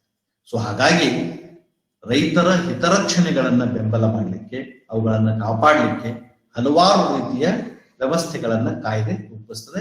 ಅದರಲ್ಲಿಯೂ ಮುಖ್ಯವಾಗಿ ವ್ಯಾಜ್ಯಗಳು ಬಂದಾಗ ಅವುಗಳನ್ನ ಬಗೆಹರಿಸತಕ್ಕಂಥದ್ದು, ವ್ಯಾಜ್ಯಗಳು ಮುಂದುವರೆದಾಗ ಅವುಗಳನ್ನ ಕೇಳ್ತಕ್ಕಂಥದ್ದು, ವ್ಯಾಜ್ಯಗಳಿಗೆ ಸಂಬಂಧಿಸಿದ ನಿರ್ಧಾರಗಳನ್ನ ಜಜ್ಮೆಂಟ್ಗಳನ್ನ ನೀಡಿದ ಮೇಲೆಯೂ ಉಲ್ಲಂಘನೆ ಮುಂದುವರೆದ್ರೆ ಅವರಿಗೆ ಯಾವ ರೀತಿಯ ದಂಡಗಳನ್ನ ಮತ್ತು ಶಿಕ್ಷೆಯನ್ನ ನೀಡಬೇಕು ಅಂತಕ್ಕಂಥದ್ದನ್ನ ಈ ಕಾನೂನು ಸ್ಪಷ್ಟವಾಗಿ ಹೇಳ್ತಾ ಇದೆ. ಇನ್ನು ರೈತ ಬೆಳೆದಿರ್ತಕ್ಕಂತಹ ಕೃಷಿ ಉತ್ಪನ್ನಗಳ ಮಾರುಕಟ್ಟೆಯನ್ನು ಇತ್ತೀಚಿನ ದಿನಗಳಲ್ಲಿ ಇಲ್ಲಿವರೆಗೆ ನಾವೇನ್ ಮಾಡ್ತಾ ಇದ್ದೀವಿ, ಕೃಷಿ ಉತ್ಪನ್ನ ಮಾರುಕಟ್ಟೆಗಳ ಸಮಿತಿಗಳ ಪ್ರಾಂಗಣಗಳಲ್ಲಿ ಹೋಗಿ ಅಂದ್ರೆ APMC ಮಾರ್ಕೆಟ್ ಯಾರ್ಡ್ಗಳಲ್ಲಿ ಹೋಗಿ ನಾವು ವ್ಯಾಪಾರ ಮಾಡ್ತೀವಿ. ಬಹಳಷ್ಟು ಮಂದಿ ನಾನು ಕೇಳ್ತಾ ಇರ್ತೇನೆ, ಚರ್ಚೆ ಮಾಡುವಾಗಲಿ ಕೆಲವೊಂದು ಕಾರ್ಯಕ್ರಮಗಳನ್ನು ನೋಡುವಾಗಲೂ ಆಗ್ಲಿ ಅವ್ರದ್ದೇನು ವಿಚಾರ ಅಂತಂದ್ರೆ ಈ ಕಾಯ್ದೆಗಳು ಬಂದದ್ರಿಂದ ರಾಜ್ಯಗಳಲ್ಲಿರ್ತಕ್ಕಂತಹ APMC ಮಾರ್ಕೆಟ್ಗಳು ಮುಚ್ಚಿ ಹೋಗ್ತವೆ. ಇದು ಸುಳ್ಳು, ಇದು ತಪ್ಪು. ಈ ಕಾಯ್ದೆ, ಈ ಮಸೂದೆ ರಾಜ್ಯದ ಎಪಿಎಂಸಿ ಕಾಯ್ದೆಗಳನ್ನ ಬದಲಿ ಮಾಡತಕ್ಕಂತ ಯಾವುದೇ ಉದ್ದೇಶ ಹೊಂದಿಲ್ಲ.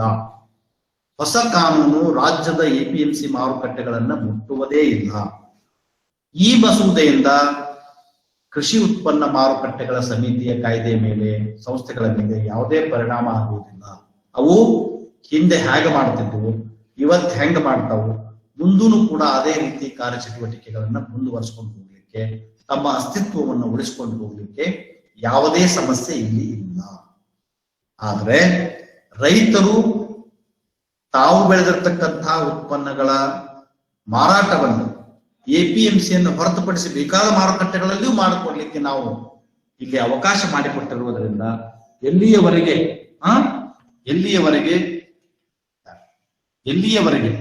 ಅವರು ಎಪಿಎಂಸಿ ಮಾರುಕಟ್ಟೆಗಳು ತಾವು ದಕ್ಷರಾಗಿ ಉತ್ತಮವಾದಂತಹ ರೀತಿಯಲ್ಲಿ ಏನು ಕೆಲಸ ಮಾಡಲಿಕ್ಕೆ ಅವರು ಪ್ರಯತ್ನ ಮಾಡದೆ ಹೋದರೆ ಅಂತಹ ಪ್ರಸಂಗಗಳಲ್ಲಿ ಅವು ಹಿನ್ನಡೆಯನ್ನು ಅನುಭವಿಸಬಹುದು. ಕಾರ್ಯದಕ್ಷತೆಯಲ್ಲಿ ಉತ್ತಮಗೊಳಿಸಲಿಕ್ಕೆ ಪ್ರೇರೇಪಣೆಯನ್ನು ಇನ್ನು ಈ ಎರಡೂ ಕಾನೂನುಗಳು ಅಂದ್ರೆ ಎಪಿಎಂಸಿ ಕಾನೂನುಗಳು ಹಾಗೂ ಹೊಸದಾಗಿ ಬಂದಿರತಕ್ಕಂತಹ ಕಾನೂನುಗಳು ರೈತರ ಹಿತದೃಷ್ಟಿಯಿಂದ ಒಂದು ಪರಸ್ಪರ ಸಹಕಾರ ತತ್ವದ ಅಡಿಯಲ್ಲಿ ಅವು ಕಾರ್ಯವನ್ನು ನಿರ್ವಹಿಸಬೇಕಾಗ್ತದೆ. ಇದು ಕೃಷಿ ಉತ್ಪನ್ನ ಮಾರುಕಟ್ಟೆ ಸಮಿತಿಗಳ ಮೇಲೆ ಆಗ್ತಕ್ಕಂಥದ್ದು ವಿಚಾರ. ನಾನೇನ್ ಹೇಳಿದೆ ಇಲ್ಲಿ, ಹೊಸ ಕಾನೂನು ಎಪಿಎಂಸಿ ಕಾಯ್ದೆಗೆ ಯಾವುದೇ ರೀತಿಯ ಬದಲಾವಣೆ ಮಾಡುವುದಾಗಲಿ, ಅದರ ಮುಟ್ಟುವುದಾಗಲಿ, ಅದರ ಮೇಲೆ ಯಾವುದೇ ಇಂಪ್ಯಾಕ್ಟ್ ಅನ್ನು ಹೊಂದತಕ್ಕಂಥ ನಮಗೆ ಭಯ ಇದರಲ್ಲಿ ಬೇಡ. ಎಪಿಎಂಸಿ ಕಾನೂನು, ಎಪಿಎಂಸಿ ಮಾರುಕಟ್ಟೆಗಳು ಹಿಂದಿನಂತೆ ಮುಂದೆಯೂ ಕೂಡ ಕಾರ್ಯವನ್ನು ನಿರ್ವಹಿಸ್ತವೆ. ಅದಕ್ಕೆ ಈ ಕಾನೂನು ಯಾವುದೇ ರೀತಿಯ ಅಡೆತಡೆಯನ್ನ ಮಾಡುತ್ತದೆ. ಇನ್ನು ಎರಡನೇದು,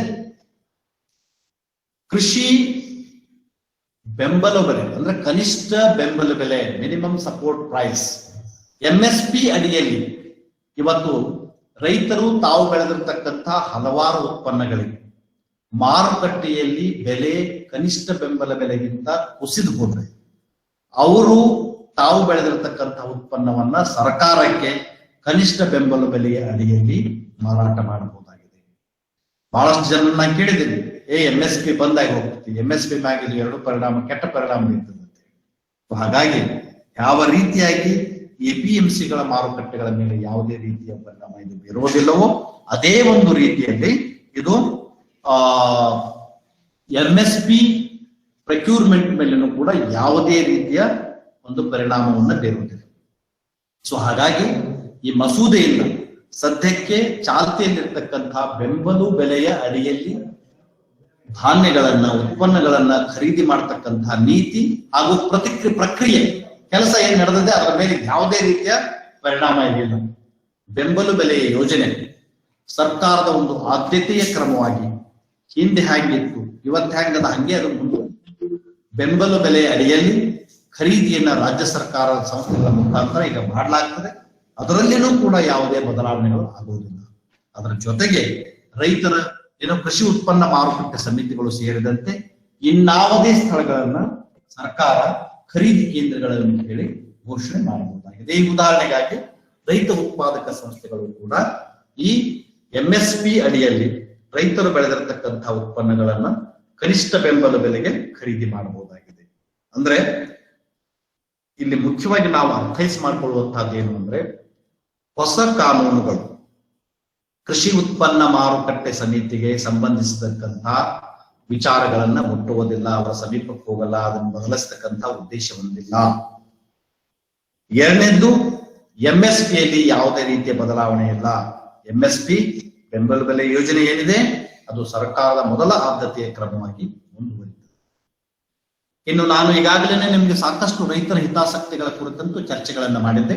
ಇನ್ನೂ ಕೆಲವೊಂದು ಅಂಶಗಳನ್ನ ನಾವಿಲ್ಲಿ ನೋಡುವುದಾದರೆ, ಈ ಒಂದು ಹೊಸ ಮಸೂದೆಯ ಅಡಿಯಲ್ಲಿ ರೈತರ ಹಿತಾಸಕ್ತಿಯನ್ನು ರಕ್ಷಣೆ ಮಾಡಲಿಕ್ಕೆ ಹಲವಾರು ಕ್ರಮಗಳನ್ನ ಕೈಗೊಳ್ಳಲಾಗಿದೆ, ಅವುಗಳಿಗೆ ಒತ್ತು ನೀಡಲಾಗಿದೆ.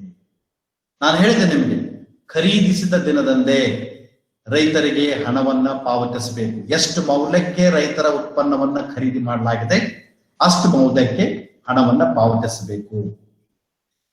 ಅವತ್ತಿನ ದಿನ ನಾವು ಹಣವನ್ನ ಪಾವತಿ ಮಾಡದೆ ಹೋದರೆ, ಅದು ರೈತರಿಗೆ ಒಪ್ಪಿಗೆಯಾಗಿದ್ರೆ ಮುಂದಿನ ಗರಿಷ್ಠ 3 ದಿನಗಳ ಒಳಗಾಗಿ ರೈತರು ತಮಗೆ ಮಾಡಿರ್ತಕ್ಕಂಥ ಮಾರಾಟ ಮಾಡಿರ್ತಕ್ಕಂಥ ಉತ್ಪನ್ನದ ಮೌಲ್ಯವನ್ನ ಅವರಿಗೆ ನೀಡಬೇಕು, ಹಣದ ಪಾವತಿಯನ್ನು ಕೊಡಬೇಕು. ಮುಂದೂಡಲ್ಪಟ್ಟ ಪಾವತಿ, ಹಣದ ಪಾವತಿಗೆ ಸೂಕ್ತವಾಗಿರ್ತಕ್ಕಂತಹ ರಸೀದಿಯನ್ನು ನೀಡಬೇಕು. ಇದಕ್ಕೇನಾದರೂ ನಾವು ತಪ್ಪು ಮಾಡಿದ್ದೆ ಆದ್ರೆ ನಾವು ಅವ್ರಿಗೆ ಒಂದು ರಸೀದಿಯನ್ನ ಕೊಡಬೇಕಾಗ್ತದೆ. ಸೊ ಹಾಗಾಗಿ ವ್ಯಾಪಾರದಲ್ಲಿ ಯಾವುದೇ ಒಂದು ರೀತಿಯ ವಿವಾದಗಳು ಬಂದಾಗ, ನಾನು ಈಗಾಗಲೇ ಸಾಕಷ್ಟು ಸ್ಪಷ್ಟವಾಗಿ ಅದರ ಬಗ್ಗೆ ಚರ್ಚೆ ಮಾಡಿದ್ದೀನಿ. ವಿವಾದಗಳನ್ನ ಬಗೆಹರಿಸಲಿಕ್ಕೆ ಏನು ಉಪವಿಭಾಗ ಮಟ್ಟದಲ್ಲಿ ಸಂಧಾನ ಸಮಿತಿ ಇರ್ತದೆ, ಅಸಿಸ್ಟೆಂಟ್ ಕಮಿಷನರ್ ಅಡಿಯಲ್ಲಿ ಒಂದು ಸಮಿತಿ ಇರ್ತದೆ. ಅವರು ಸ್ಪಷ್ಟವಾಗಿ ಅಂತಹ ಒಂದು ವ್ಯವಹಾರಗಳನ್ನ, ವ್ಯಾಜ್ಯಗಳನ್ನ ಪರಿಹರಿಸಲಿಕ್ಕೆ ವ್ಯವಸ್ಥೆ ಮಾಡಲಾಗಿದೆ. ವ್ಯಾಪಾರಸ್ಥರು ಮೋಸ ಮಾಡುವುದನ್ನು ತಡೆಗಟ್ಟಲಿಕ್ಕೆ, ತ್ವರಿತವಾಗಿ ವಿವಾದಗಳನ್ನ ಬಗೆಹರಿಸಲಿಕ್ಕೆ ಅತ್ಯಂತ ಕಡಿಮೆ ವೆಚ್ಚದ ಹಾಗೂ ಎಲ್ಲ ರೈತರಿಗೆ ಸೂಕ್ತವಾಗಿ ಲಭ್ಯವಾಗ್ತಕ್ಕಂತಹ ವ್ಯವಸ್ಥೆಯನ್ನ ಈ ಮಸೂದೆ ರೂಪಿಸಿದೆ. ತಾಲೂಕು ಮಟ್ಟದಲ್ಲಿ ಅಥವಾ ವಿಭಾಗ ಮಟ್ಟದಲ್ಲಿ ವಿವಾದಗಳನ್ನು ಇತ್ಯರ್ಥಪಡಿಸಲಿಕ್ಕೆ ಅತ್ಯಂತ ಕಡಿಮೆ ವೆಚ್ಚ ಮತ್ತು ಕಡಿಮೆ ಸಮಯದಲ್ಲಿ ಇದನ್ನ ಮಾಡಬೇಕು ಅಂತಕ್ಕಂತಹ ಸೂಕ್ತವಾದ ಮಾರ್ಗದರ್ಶನ ಕೂಡ ಈ ಒಂದು ಮಸೂದೆಯಲ್ಲಿದೆ. ಅಗತ್ಯವಿದ್ದಲ್ಲಿ ಮಾಡಲಿಕ್ಕೆ, ತ್ವರಿತವಾಗಿ ಒಂದು ವ್ಯವಸ್ಥೆಯನ್ನು ರೂಪಣೆ ಮಾಡಲಿಕ್ಕೂ ಕೂಡ ಕೇಂದ್ರ ಸರ್ಕಾರ ಹೇಳಬಹುದು. ಅದರ ಜೊತೆಗೆ ವ್ಯಾಪಾರ ಪ್ರದೇಶದಲ್ಲಿ ನಡೀತಕ್ಕಂತಹ ವ್ಯವಹಾರಗಳಿಗೆ ಹೆಚ್ಚಿನ ನೀತಿ ನಿಬಂಧನೆಗಳನ್ನ ಮತ್ತು ಹಣದ ಪಾವತಿಯ ವಿಧಾನವನ್ನ ಅಳವಡಿಸಿಕೊಳ್ತಕ್ಕಂತಹ ವ್ಯವಸ್ಥೆಯನ್ನು ಕೂಡ ಅದು ಸೂಚಿಸಬೇಕಾಗಿದೆ.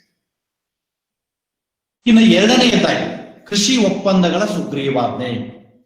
ರೈತರು ತಮ್ಮ ಬೆಳೆಯ ಬಿತ್ತನೆ ಮಾಡುವುದಕ್ಕಿಂತ ಮುಂಚೆ ಅಥವಾ ಬೆಳೆಗಳ ಕಟಾವು ಮಾಡುವುದಕ್ಕಿಂತ ಮೊದಲು ತಮಗೆ ಬೇಕಾಗಿರ್ತಕ್ಕಂತಹ ಕಂಪನಿಗಳ ಜೊತೆಗೆ, ವ್ಯಾಪಾರಿಗಳ ಜೊತೆಗೆ, ಖರೀದಿದಾರರ ಜೊತೆಗೆ ಅಥವಾ ಪ್ರಾಯೋಜಕರ ಜೊತೆಗೆ ತಾವು ಬೆಳೀತಕ್ಕಂತಹ ಉತ್ಪನ್ನಗಳನ್ನ ಖರೀದಿ ಮಾಡಲಿಕ್ಕೆ ಮತ್ತು ತಮಗೆ ಅವಶ್ಯಕವಿರ್ತಕ್ಕಂತಹ ವಿವಿಧ ಕೃಷಿ ಸೇವೆಗಳನ್ನ ನೀಡಲಿಕ್ಕೆ ಒಪ್ಪಂದ ಮಾಡಿಕೊಳ್ಳತಕ್ಕಂಥ ವಿಚಾರಕ್ಕೆ ನಾವು ಕೃಷಿ ಒಪ್ಪಂದ ಅಂತ ಹೇಳ್ತೀವಿ. ಇಂತಹ ಕೃಷಿ ಒಪ್ಪಂದಕ್ಕೂ ಕೂಡ ಈ ಒಂದು ಸುಗ್ರೀವಾಜ್ಞೆ ಇವತ್ತೇನು ಕಾನೂನಾಗಿದೆ ಅದು ಒಂದು ಕಾನೂನಾತ್ಮಕ ಚೌಕಟ್ಟನ್ನ ಕೊಡ್ತಾ ಇದೆ. ಈ ಒಂದು ಕೃಷಿ ಒಪ್ಪಂದಗಳ ಪ್ರಕಾರಗಳು ಯಾವುಪ್ಪ ಅಂತಂದ್ರೆ, ಈಗ ಉದಾಹರಣೆಗಾಗಿ ಉತ್ಪನ್ನಗಳ ಮಾಲೀಕತ್ವ ರೈತರದ್ದೇ ಆಗಿರುತ್ತೆ. ಇದು ಬಹಳ ಮುಖ್ಯ. ಇದರಲ್ಲಿ ಯಾವುದೇ ವಿಧದ ಒಪ್ಪಂದವಾಗಿದ್ದರೂ ಕೂಡ ಎಲ್ಲಿಯವರೆಗೆ ಖರೀದಿದಾರ, ಪ್ರಾಯೋಜಕರು ಅಥವಾ ವ್ಯಾಪಾರಿಗಳು ಕೃಷಿ ಉತ್ಪನ್ನ ಕೊಟ್ಟಿರತಕ್ಕಂತಹ ರೈತರಿಗೆ ಅವರು ನೀಡಿರ್ತಕ್ಕಂತಹ ಉತ್ಪನ್ನಕ್ಕೆ ಸರಿಸಮನಾದ ಮೌಲ್ಯವನ್ನ ಪಾವತಿಸದಲ್ಲ, ಅಲ್ಲಿಯವರೆಗೆ ಉತ್ಪನ್ನದ ಮಾಲೀಕತ್ವ ರೈತರದ್ದೇ ಆಗಿರುತ್ತದೆ. ಒಪ್ಪಂದದ ಮೇರೆಗೆ ಉತ್ಪನ್ನಗಳನ್ನ ಖರೀದಿದಾರರಿಗೆ ವಿಲೇವಾರಿ ಮಾಡಿದ ನಂತರ ಅದಕ್ಕೆ ನೀಡಿದ ಮೌಲ್ಯ, ಹಣವನ್ನ ನೀಡಿದ ನಂತರ ಆ ಉತ್ಪನ್ನದ ಮಾಲೀಕತ್ವ ರೈತರಿಂದ ಖರೀದಿದಾರರಿಗೆ ಹೋಗ್ತದೆ. ಇನ್ನು ಬೆಳೆಯನ್ನ ಬೆಳಿಲಿಕ್ಕೆ ರೈತರಿಗೆ ಹಲವಾರು ರೀತಿಯ ಪರಿಕರಗಳನ್ನ ಕೊಡ್ಬೇಕಾಗ್ತದೆ. ಉದಾಹರಣೆಗಾಗಿ ಪ್ರಾಯೋಜಕರಿಗೆ ಈಗ ಒಂದು ಉದಾಹರಣೆ ನಾನು ನಿಮ್ಗೆ ಕೊಡ್ತೇನೆ. ಏನಪ್ಪಾ, ನಮಗೆ ಟೊಮ್ಯಾಟೊ ಕೆಚಪ್ ಮಾಡಕ್ ಬೇಕಾಗಿರ್ತಕ್ಕಂಥ ಟೊಮ್ಯಾಟೊ ತಳಿಗಳನ್ನ ಬೆಳೆದು ಕೊಡಬೇಕು. ಅಂತಹ ಪ್ರಸಂಗದಲ್ಲಿ ರೈತನಿಗೆ ಗೊತ್ತಿಲ್ಲ ಯಾವ ಬೀಜ ಯಾವ ತಳಿ ಬಳಸಬೇಕು ಅನ್ನೋದು ಗೊತ್ತಿಲ್ಲ, ಎಷ್ಟು ಗೊಬ್ಬರ ಹಾಕ್ಬೇಕು ಅದಕ್ಕಂತ ಗೊತ್ತಿಲ್ಲ. ಹಾಗಾಗಿ ಯಾರು ಖರೀದಿದಾರರು ಇರ್ತಾರೆ, ಅಂದ್ರೆ ಪ್ರಾಯೋಜಕರು ಇರ್ತಾರೆ, ಒಪ್ಪಂದ ಕೃಷಿಯ ಪ್ರಾಯೋಜಕರು ಏನಿರ್ತಾರೆ ಅವರು ತಮಗೆ ಸೂಕ್ತ ಇರತಕ್ಕಂತಹ ಬೀಜಗಳನ್ನ ಮತ್ತು ಪರಿಕರಗಳನ್ನ ಕೊಡಬೇಕು. ಅಂತಹ ಪ್ರಸಂಗದಲ್ಲಿ ಅವರು ಕೊಟ್ಟಿರ್ತಕ್ಕಂತಹ ಬೀಜಗಳು ಸರಿಯಾಗಿ ಮೊಳಕೆ ಆಗದೇನೆ, ಸರಿಯಾಗಿ ಅವರಿಗೆ ಉತ್ಪನ್ನ ಬರದೇ ಹೋದ್ರೆ, ಅದರಲ್ಲಿ ಇಳುವರಿಯಲ್ಲಿ ಹೆಚ್ಚು ಕಡಿಮೆ ಆದ್ರೆ ಅಂತಹ ಪರಿಣಾಮದ ಜವಾಬ್ದಾರಿಯನ್ನು ಕೂಡ ಪ್ರಾಯೋಜಕರು ಹೊತ್ತುಕೊಳ್ಬೇಕು.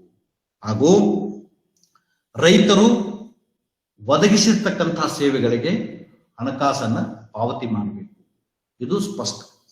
ಇದರ ಜೊತೆಗೆ ಈ ಎರಡು ವಿಧವನ್ನು ಬಿಟ್ಟು ಈ ಎರಡೂ ವಿಧಗಳ ಒಂದು ಸಂಯೋಜನೆ, ಕಾಂಬಿನೇಷನ್ ಅಥವಾ ಬೇರೆ ತರಹದ ಒಪ್ಪಂದಗಳನ್ನ ಮಾಡಿಕೊಳ್ಳಲಿಕ್ಕೆ ಕೃಷಿ ಒಪ್ಪಂದದ ಮಸೂದೆ ಅನುವು ಮಾಡಿಕೊಡ್ತದೆ. ಅದರ ಜೊತೆಗೆ ಮಾದರಿ ಕೃಷಿ ಒಪ್ಪಂದಗಳಿಗೆ, ಈ ಮಾಡೆಲ್ ಕಾಂಟ್ರಾಕ್ಟ್ ಫಾರ್ಮಿಂಗ್ಗಳಿಗೆ ಕೇಂದ್ರ ಸರ್ಕಾರ ತನ್ನದೇ ಆಗಿರ್ತಕ್ಕಂತಹ ಗೈಡ್ಲೈನ್ಸ್ ಅಥವಾ ಮಾರ್ಗಸೂಚಿಗಳನ್ನ ನೀಡಬಹುದಾಗಿದೆ.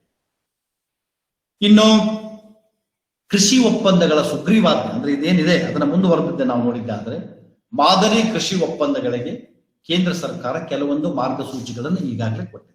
ಒಂದು ಏನಪ್ಪಾ ಅಂತಂದ್ರೆ, ಕೃಷಿ ಒಪ್ಪಂದಗಳ ಪ್ರಕಾರ ಕೃಷಿ ಉತ್ಪನ್ನಗಳ ಬೆಲೆಯನ್ನ ಬಿತ್ತನೆಗೆ ಮುಂಚೆ ಅಥವಾ ಕೊಯ್ಲಿಗೆ ಮುಂಚೆನೆ ನಿಗದಿಪಡಿಸಬಹುದಾಗಿದೆ.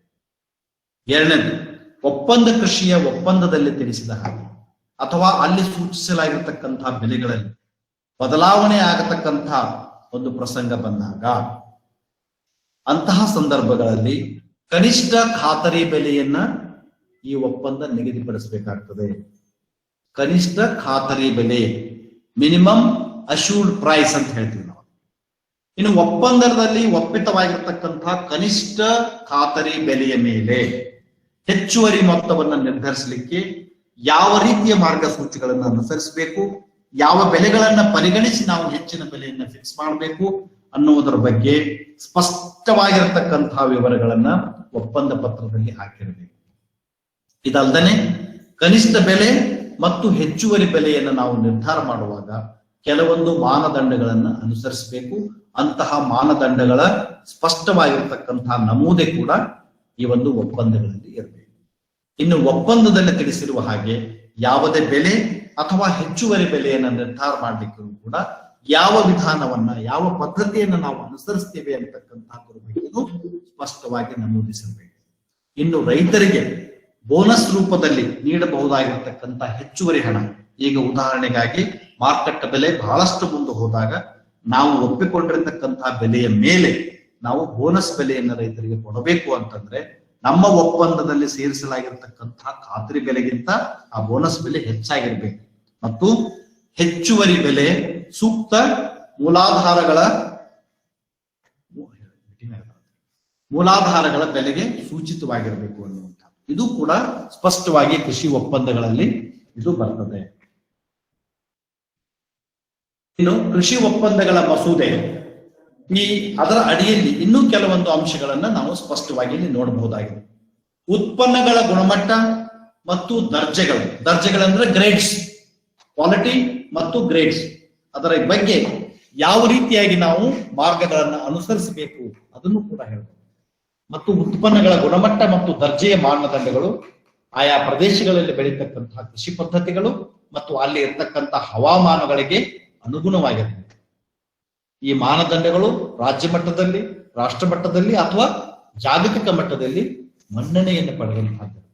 ಹಂಗಂದಾಗ ಮಾತ್ರ ನೀವು ಆ ಕೃಷಿ ಒಪ್ಪಂದಗಳಲ್ಲಿ ಅವುಗಳನ್ನು ಸೇರಿಸಲಿಕ್ಕೆ ಬರ್ತದೆ. ಈಗ ಉದಾಹರಣೆಗಾಗಿ ನಾವು ಬೆಳೆದಿರತಕ್ಕಂತಹ ಬೆಳೆಯಲ್ಲಿ ಕೀಟನಾಶಕಗಳ ಉಳಿಕೆಯ ಪ್ರಮಾಣ ಎಷ್ಟಿರಬೇಕು, ಇದು ರಾಜ್ಯ, ರಾಷ್ಟ್ರ, ಜಾಗತಿಕ ಮಟ್ಟದಲ್ಲಿ ಇರ್ತಕ್ಕಂತಹ ಮನ್ನಣೆಯ ಲಿಮಿಟ್ನ ಒಳಗಿರಬೇಕು. ಮತ್ತು ಯಾವ ಪದ್ಧತಿಗಳನ್ನ, ಬೇಸಾಯ ಪದ್ಧತಿಗಳನ್ನ ಅನುಸರಿಸಿ ನಾವು ಕೃಷಿಯನ್ನು ಮಾಡ್ತೀವಿ, ಉತ್ಪನ್ನವನ್ನ ಬೆಳಿತೀವಿ ಅಂತಕ್ಕಂಥದ್ರ ಬಗ್ಗೆ, ಅಂದ್ರೆ ನಾವು ಅಥವಾ ರೈತರು ಅನುಸರಿಸತಕ್ಕಂತಹ ಉತ್ತಮ ಕೃಷಿ ಪದ್ಧತಿಗಳ ಬಗ್ಗೆ ಅಲ್ಲಿ ಸ್ಪಷ್ಟತೆ ಇರಬೇಕು. ಅದರ ಜೊತೆಗೆ ಆ ಭಾಗದಲ್ಲಿ, ಆ ಕ್ಷೇತ್ರದಲ್ಲಿ, ಆ ವಿಭಾಗದಲ್ಲಿ ಇರತಕ್ಕಂತಹ ಕಾರ್ಮಿಕ ಮತ್ತು ಸಾಮಾಜಿಕ ಅಭಿವೃದ್ಧಿಯ ಮಾನದಂಡಗಳನ್ನು ಕೂಡ ನಾವು ಇಲ್ಲಿ ಸೂಚಿಸಬೇಕು ಮತ್ತೆ ಅದಕ್ಕೆ ಅದು ಅನುಗುಣವಾಗಿರಬೇಕು. ಸೊ ಹಾಗಾಗಿ ರೈತರು ಮತ್ತು ವ್ಯಾಪಾರದಾರರು ಅಲ್ಲಿ ಇರ್ತಕ್ಕಂತಹ ಒಪ್ಪಿತವಾಗಿರ್ತಕ್ಕಂತಹ ಮಾನದಂಡಗಳು, ಅಗ್ರೀಡ್ ಗ್ರೇಡ್ಸ್, ಮಿನಿಮಮ್ ಗ್ರೇಡ್ಸ್ ಏನಿದ್ದಾವೆ ಅವುಗಳ ಅನುಸಾರ ನಾವು ಉತ್ಪನ್ನವನ್ನ ಬೆಳೆದ ನಂತರ ಮೂರನೇ ಪಾರ್ಟಿಯಿಂದ, ಥರ್ಡ್ ಪಾರ್ಟಿ, ಮೂರನೆಯವರಿಂದ ಗುಣಮಟ್ಟದ ಮೇಲ್ವಿಚಾರಣೆ ಮತ್ತು ಮೌಲ್ಯಮಾಪನವನ್ನು ಮಾಡಿಸ್ಲಿಕ್ಕೂ ಕೂಡ ಇಲ್ಲಿ ಅವಕಾಶವನ್ನ ಕಲ್ಪಿಸಲಾಗಿದೆ. ನೆಕ್ಸ್ಟ್, ಇನ್ನು ರೈತರ ಒಂದು ಮಾರ್ಗದರ್ಶನಕ್ಕಾಗಿ ರೈತರಿಗೆ ಈ ಒಂದು ಬೇಕಾಗಿರ್ತಕ್ಕಂತಹ ತಂತ್ರಜ್ಞಾನ, ಅವರಿಗೆ ಬೇಕಾಗಿರ್ತಕ್ಕಂತಹ ಕ್ಷೇತ್ರ ಬೆಂಬಲ, ಮಾರ್ಗದರ್ಶನಕ್ಕಾಗಿ ಒಪ್ಪಂದಗಳನ್ನು ಒದಗಿಸಲಿಕ್ಕೆ, ಮಾದರಿ ಒಪ್ಪಂದಗಳನ್ನು ಒದಗಿಸಲಿಕ್ಕೆ ಕೂಡ ಈ ಒಂದು ಕಾನೂನು ಹೇಳುತ್ತದೆ. ಗುಣಮಟ್ಟದ ಮಾನದಂಡಗಳು, ಪರಿಗಣಿಸಬೇಕಾಗಿರ್ತಕ್ಕಂತಹ ಬೆಲೆಗಳು, ಖಾತರಿ ಬೆಲೆ, ಇವೆಲ್ಲದರ ಬಗ್ಗೆ ನಾವು ಸ್ಪಷ್ಟವಾಗಿ ಒಪ್ಪಂದದಲ್ಲಿ ಉಲ್ಲೇಖ ಮಾಡಬೇಕು. ಸುಮ್ಮನೆ ಮೋಗಮಾಗಿ ಏನು ಬರೆಯೋ ಹಾಗಿಲ್ಲ. ಇನ್ನು ಒಪ್ಪಂದದಲ್ಲಿ ಪ್ರಾಯೋಜಕರು ಸರಿಯಾದ ಸಮಯದಲ್ಲಿ ಉತ್ಪನ್ನಗಳನ್ನು ಸ್ವೀಕರಿಸಿ ಹಣವನ್ನ ಪಾವತಿಸಬೇಕೆಂದು ಕೂಡ ನಾವು ಸ್ಪಷ್ಟವಾಗಿ ನಮೂದು ಮಾಡಿರಬೇಕು. ಇನ್ನು ಇಂತಹ ಪಾಲುದಾರಿಕೆ ಒಪ್ಪಂದದಲ್ಲಿ ಕೃಷಿ ಮಾಡತಕ್ಕಂತಹ ಹಕ್ಕುಗಳನ್ನ, ರೈತರ ಹಕ್ಕುಗಳನ್ನ ಮೊಟಕುಗೊಳಿಸ್ತಕ್ಕಂತಹ ಯಾವುದೇ ಕ್ಲಾಸಸ್ ಇರುವ ಹಾಗಿಲ್ಲ. ಅವು ಯಾವುದೇ ರೀತಿಯ ಕೃಷಿ ಮಾಡುವ ಹಕ್ಕನ್ನ ಉಲ್ಲಂಘ ಮಾಡುವ ಹಾಗಿಲ್ಲ. ಮತ್ತು ರೈತರ ಹಿತಾಸಕ್ತಿಗಳನ್ನ ಕಾಪಾಡುವಲ್ಲಿ ಯಾವುದೇ ರಾಜಿಯನ್ನ ಮಾಡಿಕೊಳ್ಳುವ ಹಾಗಿಲ್ಲ. ಇದರ ಜೊತೆಗೆ ಇನ್ನೂ ಬಹಳ ಮುಖ್ಯವಾಗಿರ್ತಕ್ಕಂಥದ್ದು, ಒಪ್ಪಂದ ಕೃಷಿಯನ್ನು ನಾವು ಮಾಡಿಕೊಂಡಾಗ ನಮ್ಮಲ್ಲಿ ಏನಾದರೂ ವ್ಯಾಜ್ಯಗಳು ವಿವಾದಗಳು ಬಂದಾಗ ಅಂತಹ ವಿವಾದಗಳ ಪರಿಣಾಮವಾಗಿ ನಾವು ನಮ್ಮ ಜಮೀನವನ್ನು ಅವರಿಗೆ ಮಾರಾಟ ಮಾಡುವುದಾಗಲಿ, ಗುತ್ತಿಗೆ ಕೊಡುವುದಾಗಲಿ ಅಥವಾ ಅಡಮಾನ ಇಡುವುದಾಗಲಿ ಈ ಕಾಯ್ದೆ ಇದನ್ನು ಮಾಡೋದಿಲ್ಲ, ಅವಕಾಶ ಕೊಡುವುದಿಲ್ಲ. ಅಂದ್ರೆ ಇವೆಲ್ಲವುಗಳನ್ನ ನಿಷೇಧ ಮಾಡಲಾಗಿದೆ. ಇನ್ನು ಒಪ್ಪಂದ ಕೃಷಿಯಲ್ಲಿ ಭಾಗವಹಿಸಿರ್ತಕ್ಕಂತಹ ಪ್ರಾಯೋಜಕರಿಗೆ ಜಮೀನಿನ ಮೇಲೆ ಯಾವುದೇ ರೀತಿಯಾಗಿರ್ತಕ್ಕಂತಹ ಶಾಶ್ವತವಾಗಿರ್ತಕ್ಕಂತಹ ರಚನೆಯನ್ನ ನಿರ್ಮಿಸಲಿಕ್ಕೆ ಅವಕಾಶ ಇರುವುದಿಲ್ಲ. ಹಾಗೇನಾದ್ರೂ ಈ ಒಪ್ಪಂದ ಕೃಷಿಯ ಅವರು ಯಾವ್ದಾದ್ರೂ ಒಂದು ರಚನೆಯನ್ನ ಸ್ಟ್ರಕ್ಚರ್ ಅನ್ನ ಕಟ್ಟಿದ್ರೆ ಒಪ್ಪಂದ ಕೃಷಿಯ ಅವಧಿ ಮುಗಿದ ಮೇಲೆ ಅಂತಹ ರಚನೆಗಳನ್ನ ತೆರವು ಮಾಡಬೇಕು. ಅವರು ತೆರವುಗೊಳಿಸದೆ ಹೋದ್ರೆ ಆ ಸ್ಟ್ರಕ್ಚರು ಕೂಡ ರೈತರ ಮಾಲೀಕತ್ವಕ್ಕೆ ಬರ್ತದೆ. ಇನ್ನು ರೈತರ ಹೊಣೆಗಾರಿಕೆ ತಾನು ಸ್ವೀಕರಿಸಿದ ಮುಂಗಡ ಹಣಕ್ಕೆ ಮತ್ತು ಪ್ರಾಯೋಜಕರಿಂದ ಪಡೆದ ಬಾಕಿ ವಸೂಲಾತಿಗೆ ಆಧಾರವಾಗಿ ಪಡೆಯುವುದನ್ನು ಕೂಡ ರಕ್ಷಣೆ ಮಾಡಲಾಗಿದೆ. ಅದರ ಜೊತೆಗೆ ರೈತರ ಜಮೀನಿನಲ್ಲಿ ಯಾವುದೇ ರೀತಿಯ ವಸೂಲಾತಿಯನ್ನು ಕೂಡ ಇದರ ಪ್ರಕಾರ ಮಾಡುವ ಹಾಗಿಲ್ಲ. ಇದು ಬಹಳ ಮುಖ್ಯ. ಎಲ್ಲಾ ಒಂದು ಹಕ್ಕುಗಳನ್ನ ಇಲ್ಲಿ ರಕ್ಷಣೆ ಮಾಡತಕ್ಕಂಥ ವ್ಯವಸ್ಥೆ ಮಾಡಲಾಗಿದೆ. ಇನ್ನು ಕೃಷಿ ಒಪ್ಪಂದಗಳ ಒಂದು ಮಸೂದೆಯ ಅಡಿಯಲ್ಲಿ ಕೃಷಿ ಉತ್ಪನ್ನಗಳನ್ನು ಗ್ರಾಮ ಮಟ್ಟದಲ್ಲಿ ನಮ್ಗೆಲ್ಲ ಗೊತ್ತಿದೆ, ಸಣ್ಣ ಸಣ್ಣ ರೈತರು ಬೆಳೀತಕ್ಕಂತಹ ಉತ್ಪನ್ನಗಳನ್ನ ಅಲ್ಲಿ ತುಂಬಾ ಅಗ್ರಿಗೇಟರ್ಸ್ ಅಂತ ಹೇಳ್ತೀವಿ, ಒಟ್ಟುಗೂಡಿಸೋರು ಬರ್ತಾರೆ. ಕೆಲವೊಬ್ರು ಕೃಷಿ ಸೇವೆಗಳನ್ನು ಕೊಡಬಹುದು ಇರ್ಬೋದು, ಕೃಷಿ ಪರಿಕರ ಪೂರೈಕೆ ಮಾಡುವವರು ಇರ್ಬೋದು, ತಂತ್ರಜ್ಞಾನ ಕೊಡೋರು ಇರ್ಬೋದು. ಅಂಥವರನ್ನು ಕೂಡ ಒಪ್ಪಂದ ಕೃಷಿಯಲ್ಲಿ ಪಾಲುದಾರರನ್ನಾಗಿ ತೆಗೆದುಕೊಳ್ಳಲಿಕ್ಕೆ ಅವಕಾಶ ಇದೆ. ಅದರ ಜೊತೆಗೆ ವಿಮೆ ಸಾಲದ ಸೌಲಭ್ಯವನ್ನು ಪಡೆತಕ್ಕಂತಹ ವ್ಯವಸ್ಥೆಗಳನ್ನು ಕೂಡ ಒಪ್ಪಂದದ ಕೃಷಿಯಲ್ಲಿ ತರಬಹುದಾಗಿದೆ. ರೈತ ಉತ್ಪಾದಕ ಸಂಸ್ಥೆಗಳು ಅಥವಾ ಮೂರನೇ ವ್ಯಕ್ತಿಯೂ ಕೂಡ ಉತ್ಪನ್ನಗಳ ಒಟ್ಟುಗೂಡಿಸುವವರಾಗಿ ಪಾತ್ರವನ್ನು ನಿರ್ವಹಿಸಲಿಕ್ಕೆ ಇಲ್ಲಿ ಅವಕಾಶ ಇದೆ. ಇನ್ನು ರೈತರು ಮತ್ತು ವ್ಯಾಪಾರಸ್ಥರು, ರೈತರು ಅಥವಾ ಪ್ರಾಯೋಜಕರು ಏನು ನೋಂದಣಿ ಏನು ಒಪ್ಪಂದ ಮಾಡಿಕೊಂಡಿರ್ತಾರೆ, ಕೃಷಿ ಒಪ್ಪಂದ ಮಾಡಿರ್ತಾರೆ, ಅಂತಹ ಒಪ್ಪಂದವನ್ನ ಕಡ್ಡಾಯವಾಗಿ ನೋಂದಣಿ ಮಾಡಿಸ್ಬೇಕಂತೇನಿಲ್ಲ. ನೀವಿಬ್ರು ಬಯಸದಲ್ಲಿ ನೋಂದಣಿ ಮಾಡಿಸಬಹುದು, ನೀವು ಒಲ್ಲೆ ಆದರೆ ಒಪ್ಪಂದವನ್ನ ನೋಂದಣಿ ಮಾಡಿಸ್ತಕ್ಕಂಥ ಅವಶ್ಯಕತೆ. ಇನ್ನು ಈ ಕಾನೂನು ಇನ್ನೂ ಒಂದು ವ್ಯವಸ್ಥೆಯನ್ನು ಮಾಡ್ತದೆ. ಒಂದು ವೇಳೆ ರಾಜ್ಯ ಸರ್ಕಾರಗಳು ಬಯಸಿದಲ್ಲಿ ಅಂತರ್ಜಾಲದಲ್ಲಿ ಕೃಷಿ ಒಪ್ಪಂದಗಳ ನೋಂದಣಿ ವ್ಯವಸ್ಥೆಯನ್ನು ರೂಪಿಸಬಹುದು ಅಂತಕ್ಕಂಥ ಒಂದು ವ್ಯವಸ್ಥೆಯನ್ನು ಕೂಡ ಇದರಲ್ಲಿ ಮಾಡಲಾಗಿದೆ. ಇನ್ನು ಸರ್ಕಾರ ಏನು ಇಬ್ರು, ಒಬ್ಬ ರೈತ ಮತ್ತು ಒಬ್ಬ ವ್ಯಾಪಾರಿ ಅಥವಾ ಒಂದು ಸಂಸ್ಥೆ ಈ ಒಪ್ಪಂದಗಳಿಗೆ ನಾವು ಸಹಿ ಹಾಕಿದ ನಂತರ ಒಂದು ವೇಳೆ ವಿವಾದಗಳು ಬಂದಾಗ, ಅವರ ಮಧ್ಯೆ ವ್ಯಾಜ್ಯಗಳು ಬಂದಾಗ ಅಂತಹ ವ್ಯಾಜ್ಯಗಳನ್ನ ವಿವಾದಗಳನ್ನ ಸರ್ಕಾರದ ಮಧ್ಯಸ್ಥಿಕೆ ಅಥವಾ ಹಸ್ತಕ್ಷೇಪವಿಲ್ಲದೆ ರಾಜಿ ಸಂಧಾನದ ಮುಖಾಂತರ ಮೊದಲು ಬಗೆಹರಿಸಿಕೊಳ್ಳಿಕ್ಕೆ ಪ್ರಯತ್ನ ಮಾಡತಕ್ಕಂಥದ್ದು ಕಡ್ಡಾಯ. ಜಗಳ ಆದ ಸರ್ಕಾರದ ಹಂತಕ್ಕೆ ಬರೋಂಗಿಲ್ಲ. ಮೊದಲು ಅವರಿಬ್ಬರು ಕುಳಿತುಕೊಂಡು ವಾದ ವಿವಾದಗಳನ್ನ ಚರ್ಚೆ ಮಾಡಿ, ಈ ರೀತಿ ನೀವು ಒಪ್ಪಿಕೊಂಡಿದ್ರಿ, ಇವತ್ತು ನೀನು ಒಪ್ಪಿಕೊಳ್ತಾ ಇಲ್ಲ ಅಂತಕ್ಕಂಥದ್ರ ಬಗ್ಗೆ ಸ್ಪಷ್ಟತೆಗಳನ್ನು ನೀಡಿ ಒಪ್ಪಂದದ ಮುಖಾಂತರ ರಾಜಿ ಮಾಡಿಕೊಂಡ್ರೆ ಅದು ಸೂಕ್ತ. ಈ ಒಪ್ಪಂದದ ಮುಖಾಂತರ ರಾಜಿ ಮಾಡತಕ್ಕಂತಹ ಪ್ರಯತ್ನವನ್ನ ಅವರು ಕಡ್ಡಾಯವಾಗಿ ಮಾಡಲೇಬೇಕು. ಇಂತಹ ಪ್ರಯತ್ನಗಳು ಸಂಪೂರ್ಣವಾಗಿ ವಿಫಲವಾದಾಗ, ರಾಜಿ ಪ್ರಯತ್ನಗಳು ಅಲ್ಲಿ ಸಫಲವಾಗದೇ ಹೋದರೆ, ಅಂತಹ ಒಂದು ಪ್ರಸಂಗದಲ್ಲಿ ಉಪವಿಭಾಗೀಯ ಮ್ಯಾಜಿಸ್ಟ್ರೇಟ್ ಅಂದ್ರೆ ನಮ್ಮ ಅಸಿಸ್ಟೆಂಟ್ ಕಮಿಷನರ್ ಏನಿದ್ದಾರೆ ಅವರ ಒಂದು ಪ್ರಾಧಿಕಾರದ ಮುಂದೆ ನಮ್ಮ ಜಗಳವನ್ನ, ನಮ್ಮ ವಾಜ್ಯವನ್ನ, ನಮ್ಮ ಗದ್ದಲವನ್ನು ತೆಗೆದುಕೊಂಡು ಹೋಗಬಹುದಾಗಿದೆ. ಅವರೂ ಕೂಡ ರಾಜಿ ಸಂಧಾನದ ಮೂಲಕ ಕೆಲವು ರೂಪುರೇಷೆಗಳನ್ನು ಅನುಸರಿಸಿ ನಿರ್ದಿಷ್ಟಪಡಿಸಿರ್ತಕ್ಕಂತಹ ಕಾಲಮಿತಿಯಲ್ಲಿ ವ್ಯಾಜ್ಯವನ್ನ ಬಗೆಹರಿಸಲಿಕ್ಕೆ ಪ್ರಯತ್ನ ಮಾಡ್ತಾರೆ. ಅದು ಆಗದೇ ಹೋದಾಗ ಏನು ಅವರು ತಮ್ಮ ನಿರ್ಧಾರವನ್ನು, ಅವರಿಬ್ಬರ ಒಂದು ವಾದಗಳನ್ನು ಆಲಿಸಿ ಅಸಿಸ್ಟೆಂಟ್ ಕಮಿಷನರ್ ಒಂದು ಡಿಸಿಷನ್ ಅನ್ನ, ಜಜ್ಮೆಂಟ್ ಅನ್ನ ಕೊಡಬಹುದಾಗಿದೆ. ಒಪ್ಪಂದದ ಪ್ರಕಾರ ಪ್ರಾಯೋಜಕರು ಹಾಗೂ ರೈತರು ರಾಜಿ ಸಂಧಾನದ ಅನುಸಾರ ರೈತರಿಗೆ ನೀಡತಕ್ಕಂತ ಹಣವನ್ನ ಪಾವತಿಸದೆ ಹೋದರೆ, ಈಗ ಅವರು ತಪ್ಪು ಮಾಡ್ಯಾರ ಅಂತ ಹೇಳಿ ಅಸಿಸ್ಟೆಂಟ್ ಕಮಿಷನರ್ ಅವರಿಗೆ ದಂಡ ಹಾಕ್ತಾರೆ. ಇಷ್ಟು ಪ್ರಮಾಣದ ಹಣವನ್ನ ನೀವು ರೈತರಿಗೆ ಇಷ್ಟು ಅವಧಿ ಒಳಗಾಗಿ ಕೊಡಬೇಕು. ಅಂತಹ ಆದೇಶವನ್ನ ಪಾಲನೆ ಮಾಡುವುದರಲ್ಲಿ ಅವರು ತಪ್ಪಿದ್ದೇ ಆದರೆ ಬಾಕಿ ಇರ್ತಕ್ಕಂಥ ಮೊತ್ತ, ಈಗ ಅರ್ಧ ರೊಕ್ಕ ಕೊಡ್ತೀನಿ ಅರ್ಧ ಕೊಡುವಂಗಿಲ್ಲ, 50,000 ರೂಪಾಯಿ ಕೊಡಬೇಕು ಅಂತ ಹೇಳಿ ಅಸಿಸ್ಟೆಂಟ್ ಕಮಿಷನರ್ ನಿರ್ಧಾರ ಮಾಡಿದಾಗ 25,000 ರೂಪಾಯಿ ಕೊಟ್ಟು ಇನ್ನು 25,000 ರೂಪಾಯಿ ಕೊಡುವಂಗಿಲ್ಲ. ಅಂತಹ ಪ್ರಸಂಗದಲ್ಲಿ ಏನ್ ಮಾಡ್ಬೋದು ಅಂದ್ರೆ ಅವರು ನೀಡಿರ್ತಕ್ಕಂಥ ಅವಧಿ ಮತ್ತು ಅವಕಾಶಗಳನ್ನ ಅದರ ಒಳಗಾಗೇನೆ ಅವರು ಹಣವನ್ನ ಸಂದಾಯ ಮಾಡುವುದನ್ನು ತಪ್ಪಿದಲ್ಲಿ ಬಾಕಿ ಇರತಕ್ಕಂಥ ಮೊತ್ತದ 1.5 ಪಟ್ಟು ದಂಡ, 1.5 times 25,000 ರೂಪಾಯಿ ನೀವು ಕೊಡೋದಿತ್ತಪ್ಪ ಅಂತಂದ್ರ 25,000 ಅಧಿಕ್ 12,500 ಇವನ್ನ ಎರಡನ್ನು ಕೂಡಿಸಿ ಅವರು ನೀವು ದಂಡವನ್ನ ಕಟ್ಟಬೇಕಾಗ್ತದೆ. ಸೊ ಇದು ರೈತ ಹಿತಾಸಕ್ತಿಗಳನ್ನ ಕಾಪಾಡಲಿಕ್ಕೆ ಈ ಎರಡೂ ಮಸೂದೆಗಳಲ್ಲಿ ಹಲವಾರು ರೀತಿಯ ವ್ಯವಸ್ಥೆಯನ್ನ ಕಲ್ಪಿಸಲಾಗಿದೆ. ಸೊ ಹೀಗಾಗಿ ಈ ಹೊಸದಾಗಿ ಬಂದಿರತಕ್ಕಂತಹ ಮಸೂದೆಗಳೇನಿದ್ದಾವೆ, ಒಂದು, ರೈತರು ತಮ್ಮ ಉತ್ಪನ್ನಗಳನ್ನ ಅತ್ಯಂತ ಮುಕ್ತವಾಗಿ ಪಾರದರ್ಶಕವಾಗಿ ಬೇರೆ ಬೇರೆ ಮಾರುಕಟ್ಟೆಗಳಿಗೆ ತಮ್ಮ ಅವಶ್ಯಕತೆ ಹಾಗೂ ಅನುಕೂಲತೆಗಳ ಅನುಸಾರ ಮಾರಾಟ ಮಾಡಲಿಕ್ಕೆ ವ್ಯವಸ್ಥೆಯನ್ನ ಮಾಡಿರ್ತಕ್ಕಂಥದ್ದು ಒಂದು. ಒಪ್ಪಂದ ಕೃಷಿಯ ಮೂಲಕ ಅವರು ಬೇರೆ ಸಂಸ್ಥೆಗಳೊಂದಿಗೆ ಒಪ್ಪಂದ ಕೃಷಿಯನ್ನು ಮಾಡಿಕೊಂಡು ಮಾರಾಟ ಮಾಡಬಹುದು ಅಂತಕ್ಕಂಥ 2 ಮಸೂದೆಗಳನ್ನು ಮಂಡನೆ ಮಾಡಿದ್ದಾರೆ. ಅವಕ್ಕೆ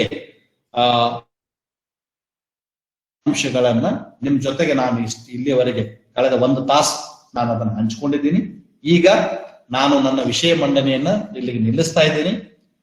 ಈ ಒಂದು ವೆಬಿನಾರ್ ನಲ್ಲಿ ಭಾಗವಹಿಸಿರ್ತಕ್ಕಂತಹ ರೈತರು ತಮ್ಮಲ್ಲಿರ್ತಕ್ಕಂತಹ ಸಂದೇಹಗಳನ್ನ ಪ್ರಶ್ನೆಗಳನ್ನ ಮುಕ್ತವಾಗಿ ಚರ್ಚೆಗೆ ತೆಗೆದುಕೊಂಡು ಬರಬಹುದು. ದಯವಿಟ್ಟು ಯಾರು ಪ್ರಶ್ನೆಗಳನ್ನ ಕೇಳಬೇಕು ಅಂತ ಇಚ್ಛೆ ಪಡ್ತಿರೋ ನಿಮ್ಮ ಮೈಕ್ ಅನ್ನ ಮ್ಯೂಟ್ ಮಾಡಿ ನೀವು ಪ್ರಶ್ನೆಗಳನ್ನ ಕೇಳಿ. ಪ್ರಶ್ನೆಗಳು ನೇರವಾಗಿರಲಿ, ನಾವು ಮತ್ತೆ ಕತೆ ಹೇಳೋದು ಬೇಡದ, ಪ್ರಶ್ನೆಗಳು ನೇರವಾಗಿರಲಿ. ಒಬ್ಬರು ಪ್ರಶ್ನೆಯನ್ನ ಕೇಳುವಾಗ ಮತ್ತೊಬ್ಬರು ಪ್ರಶ್ನೆಗಳನ್ನ ಕೇಳಬೇಡಿ, ಅವರ ಪ್ರಶ್ನೆ ಮುಗಿದ ಮೇಲೆ ನೀವು ಪ್ರಶ್ನೆಗಳನ್ನ ಕೇಳಬಹುದು. ಈಗ ಪ್ರಶ್ನೋತ್ತರಗಳಿಗೆ ಅವಕಾಶ, ದಯವಿಟ್ಟು ಯಾರು ಬೇಕಾದರೂ ಪ್ರಶ್ನೆಗಳನ್ನ ಕೇಳಬಹುದು.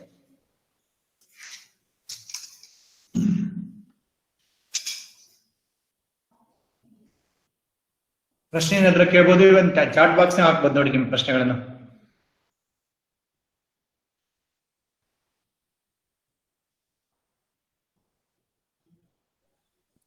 ಹಲೋ ಸರ್, ನಮಸ್ತೆ ಹಾ, ಸರ್. ಹೇಳಿ. ಸರ್, ನನ್ನ ಹೆಸರು ಚೇತನ್ ಅಂತ. ಹೇಳಿ ಚೇತನ್ ಅವರೇ. ಸರ್, ಇದು ಮಿನಿಮಮ್ ಪ್ರೈಸ್ ಇದು ಮಾಡ್ತಾರಲ್ಲ ಸರ್, ಈಗ 1750 ಹೋದ ವರ್ಷ ಗೊಂಜಾಳದ್ದು ತಗೊಂಡ್ರಿ ಸರ್, ಗೋವಿನ ಜೋಳ. ಆದ್ರೆ ರೇಟ್ ಎಲ್ಲ ಇಲ್ಲಿ 1100 ಹಿಂಗೆಲ್ಲ ತಗೊಂತಾ ಇದಾರೆ ಸರ್. ಕನಿಷ್ಠ ಬೆಂಬಲ ಬೆಲೆಯನ್ನ ವರ್ಷ ಬದಲಿ ಮಾಡುವುದಿಲ್ಲ. ಕನಿಷ್ಠ ಬೆಂಬಲ ಬೆಲೆ ಏನಿರ್ತದೆ ಆ ಬೆಂಬಲ ಬೆಲೆ ನಿರ್ಧಾರ ಆಗಿರ್ತದೆ, ಅದರಲ್ಲಿ ಯಾವುದೇ ರೀತಿಯ ಬದಲಾವಣೆ ಆಗುವುದಿಲ್ಲ ಚೇತನ್ ಅವರು. ಮಾರುಕಟ್ಟೆಯಲ್ಲಿ ಬೆಂಬಲ ಬೆಲೆಗಿಂತ ಬೆಲೆಗಳು ಕುಸಿದು ಹೋದಾಗ ಅವುಗಳನ್ನ ಸರ್ಕಾರ ಈ ಒಂದು ಕನಿಷ್ಠ ಬೆಂಬಲ ಬೆಲೆಯನ್ನು ನೀಡಿ ಖರೀದಿ ಮಾಡತಕ್ಕಂತಹ ಯೋಜನೆ ಏನಿದೆ ಅದು ಮುಂದುವರಿತದೆ, ಅದರಲ್ಲಿ ಯಾವುದೇ ಬದಲಾವಣೆ ಆಗುತ್ತೆ. ಅಲ್ಲ ಸರ್, ಇವರು ದಳ್ಳಾಳಿಗಳು ಇಲ್ಲಿ ಕಡಿಮೆ ರೇಟ್ ತಗೊಂತಾರಲ್ಲ ಸರ್, ಅದಕ್ಕೆ ಏನಾರ ಕಡಿಮೆ ರೇಟಿಗೆ ತಂದ್ರೆ ನೀವು ಮಾರಾಟ ಮಾಡಬೇಡಿ. ಕಡಿಮೆ ರೇಟ್ ಬೆಂಬಲ ಬೆಲೆಗಿಂತ ಕಡಿಮೆ ಇದ್ರೆ ದಯವಿಟ್ಟು ಮಾರಾಟ ಮಾಡಬೇಡಿ, ವೇಟ್ ಮಾಡಿ. ಸರ್ಕಾರ ಬೆಂಬಲ ಬೆಲೆಯ ಅಡಿಯಲ್ಲಿ ತುಂಬುವಂತ ಪ್ರಕ್ರಿಯೆ ಶುರು ಮಾಡಿದ ಮೇಲೆ ನೀವು ಅದನ್ನ ಮಾರಾಟ ಮಾಡಿ. ಆತರ ಗೌರ್ಮೆಂಟ್ ಆಕ್ಷನ್ ತಗೊಂಡ್ ಸರ್ ಆಮೇಲೆ ಡೆಫಿನೆಟ್ಲಿ ತಗೊಳ್ಳೇಬೇಕು ಸರ್. ಮಾರುಕಟ್ಟೆಯಲ್ಲಿ ರೈತರ ಉತ್ಪನ್ನಗಳಿಗೆ ಬೆಲೆಗಳು ಕುಸಿದಾಗ ಬೆಂಬಲ ಬೆಲೆಯ ಅಡಿಯಲ್ಲಿ ಅವುಗಳನ್ನ ಖರೀದಿ ಮಾಡತಕ್ಕಂತ ವ್ಯವಸ್ಥೆಯನ್ನು ಸರ್ಕಾರ ಮಾಡೇ ಮಾಡಿ. ಅಂದ್ರ ನಾವು ಆತರ ಬೆಂಬಲ ಬೆಲೆ ಕೇಳಕ್ ನಾವು APMCಗೆ ಹೋಗ್ಬೇಕೇನ್ ಸರ್, ಕಡಿಮೆ ರೇಟ್ ಇದ್ರೆ? APMCಗಳು ಬೆಂಬಲ ಬೆಲೆಯ ಅಡಿಯಲ್ಲಿ ಉತ್ಪನ್ನಗಳನ್ನ ಸಂಗ್ರಹ ಮಾಡಲಿಕ್ಕೆ ಅವಕಾಶ ಇದೆ. ಅದರ ಜೊತೆಗೆ ರೈತ ಉತ್ಪಾದಕ ಸಂಸ್ಥೆಗಳು ಕೂಡ ಅದನ್ನ ಮಾಡಬಹುದು. ಸರ್ಕಾರ ಯಾವ ಸಂಸ್ಥೆಗಳನ್ನ ನಿಗದಿ ಮಾಡುತ್ತದೆ ಆ ಸಂಸ್ಥೆಗಳು ಬೆಂಬಲ ಬೆಲೆಯ ಅಡಿಯಲ್ಲಿ ಉತ್ಪನ್ನಗಳನ್ನ ಖರೀದಿ ಮಾಡ್ತವೆ, ಸಂಗ್ರಹ ಮಾಡ್ತವೆ. ಓಕೆ, ಕೇಳಿ, ಪ್ರಶ್ನೆಗಳನ್ನ ಕೇಳಿ. ಕಮ್ತಾರ್ ಸರ್ ಕೇಳಿ, ಚೆನ್ನಾಗಿ ಕೇಳ್ತಾ ಇದ್ರಿ ಕಮ್ತಾರ್ ಸರ್. ಹಲೋ ಸರ್, ಏನಿಲ್ಲ, ಭವಿಷ್ಯದಲ್ಲಿ ಇದು ಇದಕ್ಕೆ ಕಾರಣ ಆಗೋದಿಲ್ವಾ, ಮೊನೋಪಲಿ ಇದಕ್ಕೆ ಕಾರಣ ಆಗೋದಿಲ್ವಾ ಈ ತಿದ್ದುಪಡಿ ಅಂತ? ದೊಡ್ಡ ಮಟ್ಟದ ವ್ಯಾಪಾರಿ ಅದನ್ನ ಮೊನೋಪಲಿ ಆಗಿ ಮಾಡೋದಕ್ಕಾಗೋದಿಲ್ವಾ ಅಂತ? ಯಾವ ಮಸೂದೆ ಬಗ್ಗೆ ತಾವು ಮಾತಾಡ್ತಾ ಇದ್ದೀರಿ? ಮೊದಲನೇ ಮಸೂದೆನ ಎರಡನೇ ಮಸೂದೆ? APMC ಸರ್, APMC ತಿದ್ದುಪಡಿ ವಿಷಯಕ್ಕೆ ಬಂದ್ರೆ ಎಪಿಎಂಸಿಯಲ್ಲಿ ಯಾವುದೇ ತಿದ್ದುಪಡಿಯನ್ನ ತಂದಿಲ್ಲ ಕಮ್ತಾರ್ ಅವರೇ. ಎಪಿಎಂಸಿ ಕಾಯ್ದೆಗಳನ್ನ ಈ ಎರಡೂ ಕಾಯ್ದೆಗಳು ಮುಟ್ಟುವುದೇ ಇಲ್ಲ. ಎಪಿಎಂಸಿಗಳು ಹಿಂದೆ ಹೇಗೆ ಕೆಲಸ ಮಾಡ್ತಿದ್ವೋ ಇವತ್ತಿನೂ ಹಾಗೆ ಮಾಡ್ತವೆ, ಮುಂದೆನೂ ಹಾಗೆ ಕೆಲಸವನ್ನ ಮುಂದುವರಿಸ್ತವೆ. ಅದರಲ್ಲಿ ಯಾವುದೇ ರೀತಿಯ ಬದಲಾವಣೆ ಆಗಲ್ಲ. ಈ ಎರಡೂ ಕಾನೂನುಗಳು ಎಪಿಎಂಸಿ ಕಾಯ್ದೆಯನ್ನ ಮುಟ್ಟಲ್ಲ. ಎಪಿಎಂಸಿ ಕಾಯ್ದೆಯ ಅಡಿಗಳಲ್ಲಿ ನಿರ್ಮಿತವಾಗಿರ್ತಕ್ಕಂತಹ ಎಲ್ಲಾ ಮಾರುಕಟ್ಟೆಗಳು ಹಿಂದಿನಂತೆ ಕೆಲಸವನ್ನ ಮುಂದುವರಿಸ್ತವೆ. ಅದಕ್ಕೆ ಯಾವುದೇ ಸಂಶಯ ಬೇಡ. ದಯವಿಟ್ಟು ಸರ್ ನಮಸ್ತೆ. ನಮಸ್ತೆ, ಕೇಳಿ. ಕಾರ್ಯಕ್ರಮಗಳು ಮುಂದುವರಿಸ್ತವೆ ಅನ್ನೋದು ಮುಖ್ಯ ಅಲ್ಲ. ಒಬ್ರು ಯಾರಾದ್ರೂ ಒಬ್ರು ಮಾತಾಡಿ. ಒಂದ್ ನಿಮಿಷ. ವ್ಯವಸ್ಥೆ ಕಾನೂನು ತಿದ್ದುಪಡಿ ಅಂತ ಸಣ್ಣ ಮಟ್ಟದ ವ್ಯಾಪಾರಿಗೆ ಅದು ಅದನ್ನ ಇನ್ನೊಂದು ಕೇಳಿ, ಸ್ಪಷ್ಟವಾಗಿ ಕೇಳಿ. ಕಮ್ತಾರ್ ಅವರೇ ಕೇಳಿ.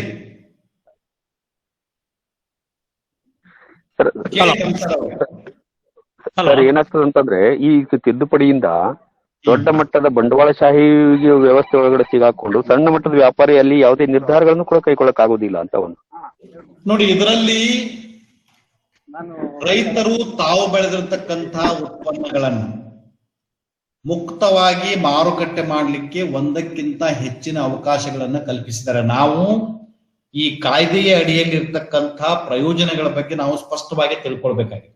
ಒಂದು ಏನು ಅಂದ್ರೆ, ಹಿಂದಿನ ದಿನಗಳಲ್ಲಿ ನಾವೇನ್ ಮಾಡ್ತಾ ಇದ್ವಿ, ನಮ್ಮ ಉತ್ಪನ್ನಗಳನ್ನ ಮಾರುಕಟ್ಟೆ ಎಪಿಎಂಸಿಗಳ ಮುಖಾಂತರ ಮಾರಾಟ ಮಾಡ್ತಿದ್ವಿ, ಅಥವಾ ಸ್ವಲ್ಪ ಪ್ರಮಾಣದಲ್ಲಿ ಊರಲ್ಲಿ ಮಾರಾಟ ಮಾಡ್ತಿದ್ವಿ. ಅದು ಬಿಟ್ರೆ ಬೇರೆ ಅವಕಾಶಗಳಿದ್ದಿದ್ದಿಲ್ಲ. ಇಲ್ಲಿ ರಾಜ್ಯದ ಒಳಗೆ ಆಗಲಿ ರಾಜ್ಯದ ಹೊರಗಾಗಲಿ, ಭೌತಿಕವಾಗಿ ಆಗಲಿ ಆನ್ಲೈನ್ ಮುಖಾಂತರ ಆಗಲಿ, ನಿಮಗೆ ಯಾವ ಮಾರುಕಟ್ಟೆ ಯಾವ ಬೆಲೆ ಸೂಕ್ತ ಅನಿಸ್ತದೆ ಅಂತಹ ಮಾರುಕಟ್ಟೆಗಳಲ್ಲಿ ಮಾರಾಟ ಮಾಡತಕ್ಕಂತ ಮುಕ್ತ ಅವಕಾಶವನ್ನ ಈ ಕಾನೂನುಗಳು ಕೊಡ್ತಾವೆ. ಹಾಗಾಗಿ ರೈತರಿಗೆ ಹಿಂದಿನಗಿಂತ ಇವತ್ತು ಹೆಚ್ಚಿನ ಅವಕಾಶಗಳು ಮಾರುಕಟ್ಟೆ ಮಾಡಲಿಕ್ಕೆ ಬರ್ತವೆ. ಅದರ ಬಗ್ಗೆ ನಾವು ನೋಡ್ಬೇಕಾಗಿದೆ. ಈ ಬರೇ ಎಪಿಎಂಸಿಗಳಲ್ಲಿ ಮಾರಾಟ ಮಾಡ್ತಕ್ಕಂಥದ್ದಿಲ್ಲ. ಇಂತಹ ನೂರಾರು ಮಾರುಕಟ್ಟೆಗಳಲ್ಲಿ ರಾಜ್ಯದ ಒಳಗೆ ರಾಜ್ಯದ ಹೊರಗೆ ಮಾರಾಟ ಮಾಡಲಿಕ್ಕೆ ಈ ಕಾನೂನು ಅವಕಾಶ ಮಾಡಿದೆ. ಅದರ ಬಗ್ಗೆ ನಾವು ತಿಳ್ಕೊಳ್ಬೇಕಾಗಿದೆ. ಎಪಿಎಂಸಿ ಕಾಯ್ದೆಗಳನ್ನ ಈ ಎರಡೂ ಕಾನೂನುಗಳ ಮುಟ್ಟುವುದೇ ಇಲ್ಲ. ಓಕೆ ಸರ್, ಕೇಳಿ ನಿಮ್ ಪ್ರಶ್ನೆ ಏನು? ಸರ್, ಈಗ ನಾವು ಎಪಿಎಂಸಿಗೆ ಭತ್ತ ಅಥವಾ ರಾಗಿನ ಹೋದಾಗ ಅಲ್ಲಿ ಇರ್ತಕ್ಕಂಥ ಅಧಿಕಾರಿಗಳು ನಮ್ಮ ರೈತರಿಗೆ ಕೆಲವೊಂದು ಮೋಸಗಳನ್ನ ಮಾಡ್ತಾರೆ. ಅಂತ ಸಮಯದಲ್ಲಿ ನಮ್ಗೆ ಅನ್ಯಾಯ ಆದಂತ ಸಂದರ್ಭದಲ್ಲಿ ನಾವು ಯಾರಿಗೆ ದೂರು ಕೊಡ್ಬೋದು? ನೋಡಿ, ಎರಡು ವಿಚಾರ. ಎಪಿಎಂಸಿ ಮಾರುಕಟ್ಟೆಗಳಲ್ಲಿ ನಿಮಗೆ ಏನಾದರೂ ರೀತಿಯ ಮೋಸವಾದರೆ ಎಪಿಎಂಸಿಯಲ್ಲಿನೇ ಅಲ್ಲಿರ್ತಕ್ಕಂತಹ ಮಾರ್ಕೆಟಿನ ಕಾರ್ಯದರ್ಶಿಗಳಿಗೆ ನೀವು ದೂರು ಕೊಡಬೇಕು. ತಾಲೂಕು ಮಟ್ಟದಲ್ಲಿ ಯಾರು ಇರ್ತಾರೆ? ತಾಲೂಕಾ ಮಟ್ಟದಲ್ಲೇನೆ ಎಪಿಎಂಸಿ ಮಾರುಕಟ್ಟೆಗಳಿರ್ತವೆ. ಎಪಿಎಂಸಿಗೆ ಅಲ್ಲಿ ಮಾರುಕಟ್ಟೆ ಅಧಿಕಾರಿಗಳಿರ್ತಾರೆ, ಡಿಪಾರ್ಟ್ಮೆಂಟ್ ಆಫ್ ಮಾರ್ಕೆಟಿಂಗ್ ದವ್ರದ್ದು ಅಧಿಕಾರಿಗಳಿರ್ತಾರೆ. ನೀವು ಅವರಿಗೆ ಕಂಪ್ಲೇಂಟ್ ಅನ್ನ ಕೊಡಬಹುದು. ಎಪಿಎಂಸಿ ಮಾರುಕಟ್ಟೆಗಳನ್ನ ಹೊರತುಪಡಿಸಿ ಅಥವಾ ಎಪಿಎಂಸಿಗಳ ಅಡಿಯಲ್ಲಿ ನಿರ್ಮಿಸಲಾಗಿರ್ತಕ್ಕಂತಹ ಮಾರುಕಟ್ಟೆಗಳನ್ನು ಹೊರತುಪಡಿಸಿ ಬೇರೆ ಬೇರೆ ಮಾರುಕಟ್ಟೆಗಳಲ್ಲಿ ನೀವು ಮಾರಾಟ ಮಾಡಿದಾಗ, ವ್ಯಕ್ತಿಗಳಿಗೆ ಮಾರಾಟ ಮಾಡಿದಾಗ, ಸಂಸ್ಥೆಗಳಿಗೆ ಮಾರಾಟ ಮಾಡಿದಾಗ ಅಲ್ಲೇನಾದ್ರೂ ವ್ಯಾಜ್ಯಗಳು ಜಗಳಗಳು ಬಂದಿದ್ದೇ ಆದ್ರೆ ಸಹಾಯಕ ಆಯುಕ್ತರ ಅಡಿಯಲ್ಲಿ ಇರ್ತಕ್ಕಂಥ ಒಂದು ಸಂಧಾನ ಸಮಿತಿ ಅಥವಾ ಸಹಾಯಕ ಆಯುಕ್ತರಿಗೆ ನೀವು ಕಂಪ್ಲೇಂಟ್ ಅನ್ನು ಕೊಡಬೇಕು. ಅದು ಅಲ್ಲಿಂದ ವಿವಾದ ಬಗೆಹರಿಸಲಾಗ್ತದೆ. ಓಕೆ ಸರ್, ಒಳ್ಳೆಯದಾಗಿ. ಮತ್ತೆ ಕೇಳಿ, ಮತ್ತೆ ಬೇರೆ ಪ್ರಶ್ನೆಗಳನ್ನು ಕೇಳಿ. ಹಲೋ ಲೋಕೇಶ್ ಅವ್ರು ಹೇಳ್ರಿ. ಅಂದ್ರೆ ನಾನು ಲಾಸ್ಟ್ ಇಯರ್ ನಾನು ರಾಗಿ ತಗೊಂಡೋಗಿದ್ದೆ ಎಪಿಎಂಸಿಗೆ. ರಾಗಿನ ನಾನು ವೇ ಬ್ರಿಡ್ಜ್ ಅಲ್ಲಿ ತೂಕ ಹಾಕ್ಸ್ಕೊಂಡು ಹೋಗಿದ್ದೆ, ಬಂದಿತ್ತು. ಆದ್ಮೇಲೆ ಪರ್ ಕ್ವಿಂಟಲ್ 3 kg ಧಾನ್ಯನ ಲೆಸ್ ಮಾಡ್ತಾರೆ. ಅಲ್ಲಿ ಅವರ ಬರೆದು ಕೊಡ್ತಾರೆ. ಅಂತ ಸಂದರ್ಭದಲ್ಲಿ ನಾವೇನ್ ಮಾಡೋದು? ಆಮೇಲೆ ಇಲ್ಲದ ತಪ್ಪುಗಳನ್ನ ಹೇಳ್ತಾರೆ, ನಿಮ್ಮ ಮಾಲು ಆಗಿದೆ ಹೀಗಿದೆ, ಏನು ಇಲ್ಲ, ಚೆನ್ನಾಗಿರ್ತಾರೆ. ಬಟ್ ನೇರವಾಗಿ ಈ ನಿಮ್ಗೆ ಹೇಳುವಂತ ಪ್ರಶ್ನೆ ನನಗೆ ಅರ್ಥ ಆಯ್ತು. ಅವ್ರೇನ್ ಹೇಳ್ತಾರೆ, ನೀವು ನಿಮ್ಮ ಉತ್ಪನ್ನವನ್ನ ಸರಿಯಾಗಿ ಸ್ವಚ್ಛ ಮಾಡ್ಕೊಂಡ್ ಬಂದಿಲ್ಲ, ಸಾಣಿಗೆ ಹಾಕಿಲ್ಲ, ಅದರ ಕಸ ಐತಿ, ಮಣ್ಣು ಐತಿ ಅಂತ ಎಲ್ಲ ಹೇಳ್ತಾರೆ. ಆದ್ರೆ ಕಾನೂನಾತ್ಮಕವಾಗಿ 2 kg 3 kg ಡಿಡಕ್ಟ್ ಮಾಡ್ತಕ್ಕಂತ ಯಾವುದೇ ಒಂದು ಅವಕಾಶ ಅವ್ರಿಗಿಲ್ಲ. ಅಂತ ಪ್ರಸಂಗ ಬಂದಾಗ ಸಂಬಂಧಿಸಿದ ಎಪಿಎಂಸಿಯ ಕಾರ್ಯದರ್ಶಿಗಳಿಗೆ ನೀವು ಲಿಖಿತ ರೂಪದ ಕಂಪ್ಲೇಂಟ್ ಅನ್ನ ಕೊಟ್ಟು ಅವ್ರ ಬಗೆಹರಿಸದೆ ಹೋದ್ರೆ ರಾಜ್ಯ ಮಟ್ಟದಲ್ಲಿ ಜಿಲ್ಲಾ ಮಟ್ಟದಲ್ಲಿನೂ ಕೂಡ APMC ಅಧಿಕಾರಿಗಳಿರ್ತಾರೆ, ಅವರಿಗೆ ನೀವು ಕಂಪ್ಲೇಂಟ್ ಅನ್ನು ಕೊಟ್ರೆ ಅದನ್ನು ಬಗೆಹರಿಸ್ತಾರೆ ಮತ್ತು ಅಲ್ಲಿ ಮಾಡಿರ್ತಕ್ಕಂತ ಮೋಸಕ್ಕೆ ಸೂಕ್ತವಾಗಿರ್ತಕ್ಕಂತ ಪರಿಹಾರ ಕೂಡ ಕೊಡ್ತಾರೆ.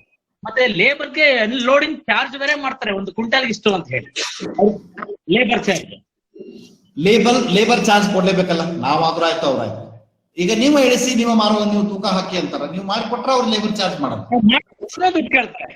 ನಾನು ಇಲ್ಲಿಂದ ಹೋಗಿದ್ದೆ, ಮಾತ್ರನು ದುಡ್ಡು ನನ್ನ ಹುಡುಗರು ಕೊನೆಗೆ ನಮ್ಮ ಹುಡುಗರೇ ಇಲ್ಲ ಅಂದ್ರೆ ಸಂಜೆ ಆಗ್ತದೆ 4 ಗಂಟೆ ವೆಯ್ಟ್ ಮಾಡಿ ಅಂತ ಹೇಳಿದ್ರು. ಅನ್ಲೋಡ್ ಮಾಡ್ಲಿಕ್ಕೆ ತುಂಬಾ ರಶ್ ಇದಾರೆ, ವೆಯ್ಟ್ ಮಾಡಿ ಅಂತ. ಲೇಬರ್ ಸಪ್ಲೈ ಇಲ್ಲ ಅಂತ ಹೇಳಿದ್ರು. ಆದಾಗ್ಯೂ ನಾನು ನಿಮ್ ಹುಡುಗರು ಕರ್ಕೊಂಡೋಗಿ ಅನ್ಲೋಡ್ ಮಾಡಿಸಿದ್ರು ಕೂಡ ಇಲ್ಲ ನಮ್ಗೆ ಆತರ ಆಗೋದಿಲ್ಲ, ನಮ್ಗೆ ಕೊಡ್ಲೇಬೇಕು ಅಂತ ಹೇಳಿ ಹಣ ವಸೂಲಿ ಮಾಡಿದ್ದಾರೆ. ಅದು ಕಾನೂನಾತ್ಮಕವಾಗಿ ಸರಿಯಾದಿರ್ತಕ್ಕಂತ ಪದ್ಧತಿ ಅಲ್ಲ, ಅದ್ರ ಮೇಲೆ ನೀವು ಕಂಪ್ಲೇಂಟ್. ಮೈಸೂರು ಜಿಲ್ಲೆ ಕ್ಯಾರನಾರ APMC ನಡೆದಿದೆ ಈ ತರ ಘಟನೆ. ಅದಕ್ಕೆ ನಾನು ಹೇಳ್ತಾ ಇದ್ದೇನೆ, ಈಗ ಇಂತಹ ಹಲವಾರು ಅನುಭವಗಳು ಕೂಡ ಬೇರೆ ಬೇರೆ ರೈತರಿಗೆ ಇರ್ಲಿಕ್ಕೆ ಸಾಧ್ಯ ಇದೆ. ಈಗ ಅವಕಾಶಗಳನ್ನ ಮುಕ್ತಗೊಳಿಸಲಾಗಿದೆ. ನೀವು APMC ಮಾರುಕಟ್ಟೆಗಳಿಂದ ಹೊರಗೆ ಮಾಡತಕ್ಕಂತಹ ಯಾವುದೇ ವ್ಯಾಪಾರಗಳಿಗೆ ಸೆಸ್ಗಳಿಲ್ಲ, ಯಾವುದೇ ರೀತಿಯ ಮೋಸ ಮಾಡುವ ಹಾಗಿಲ್ಲ.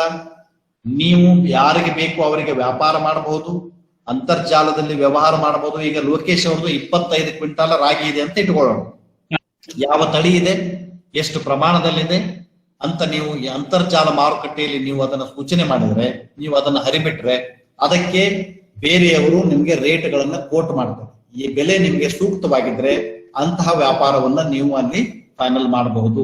ಅಂತಹ ವ್ಯವಸ್ಥೆಯನ್ನು ಕೂಡ ಈ ಹೊಸ ಕಾನೂನುಗಳು ಕೊಡ್ತವೆ. ಹಾಗಾಗಿ ಹೆಚ್ಚಿನ ಸ್ಪರ್ಧಾತ್ಮಕತೆಯನ್ನ ತರತಕ್ಕಂತ ವ್ಯವಸ್ಥೆಯನ್ನ ಇಲ್ಲಿ ಮಾಡಲಾಗಿದೆ.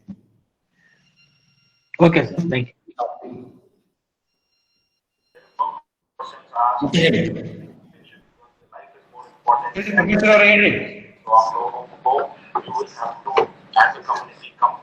ಹೇಳಿ ಪರಮೇಶ್ ಅವರೇ.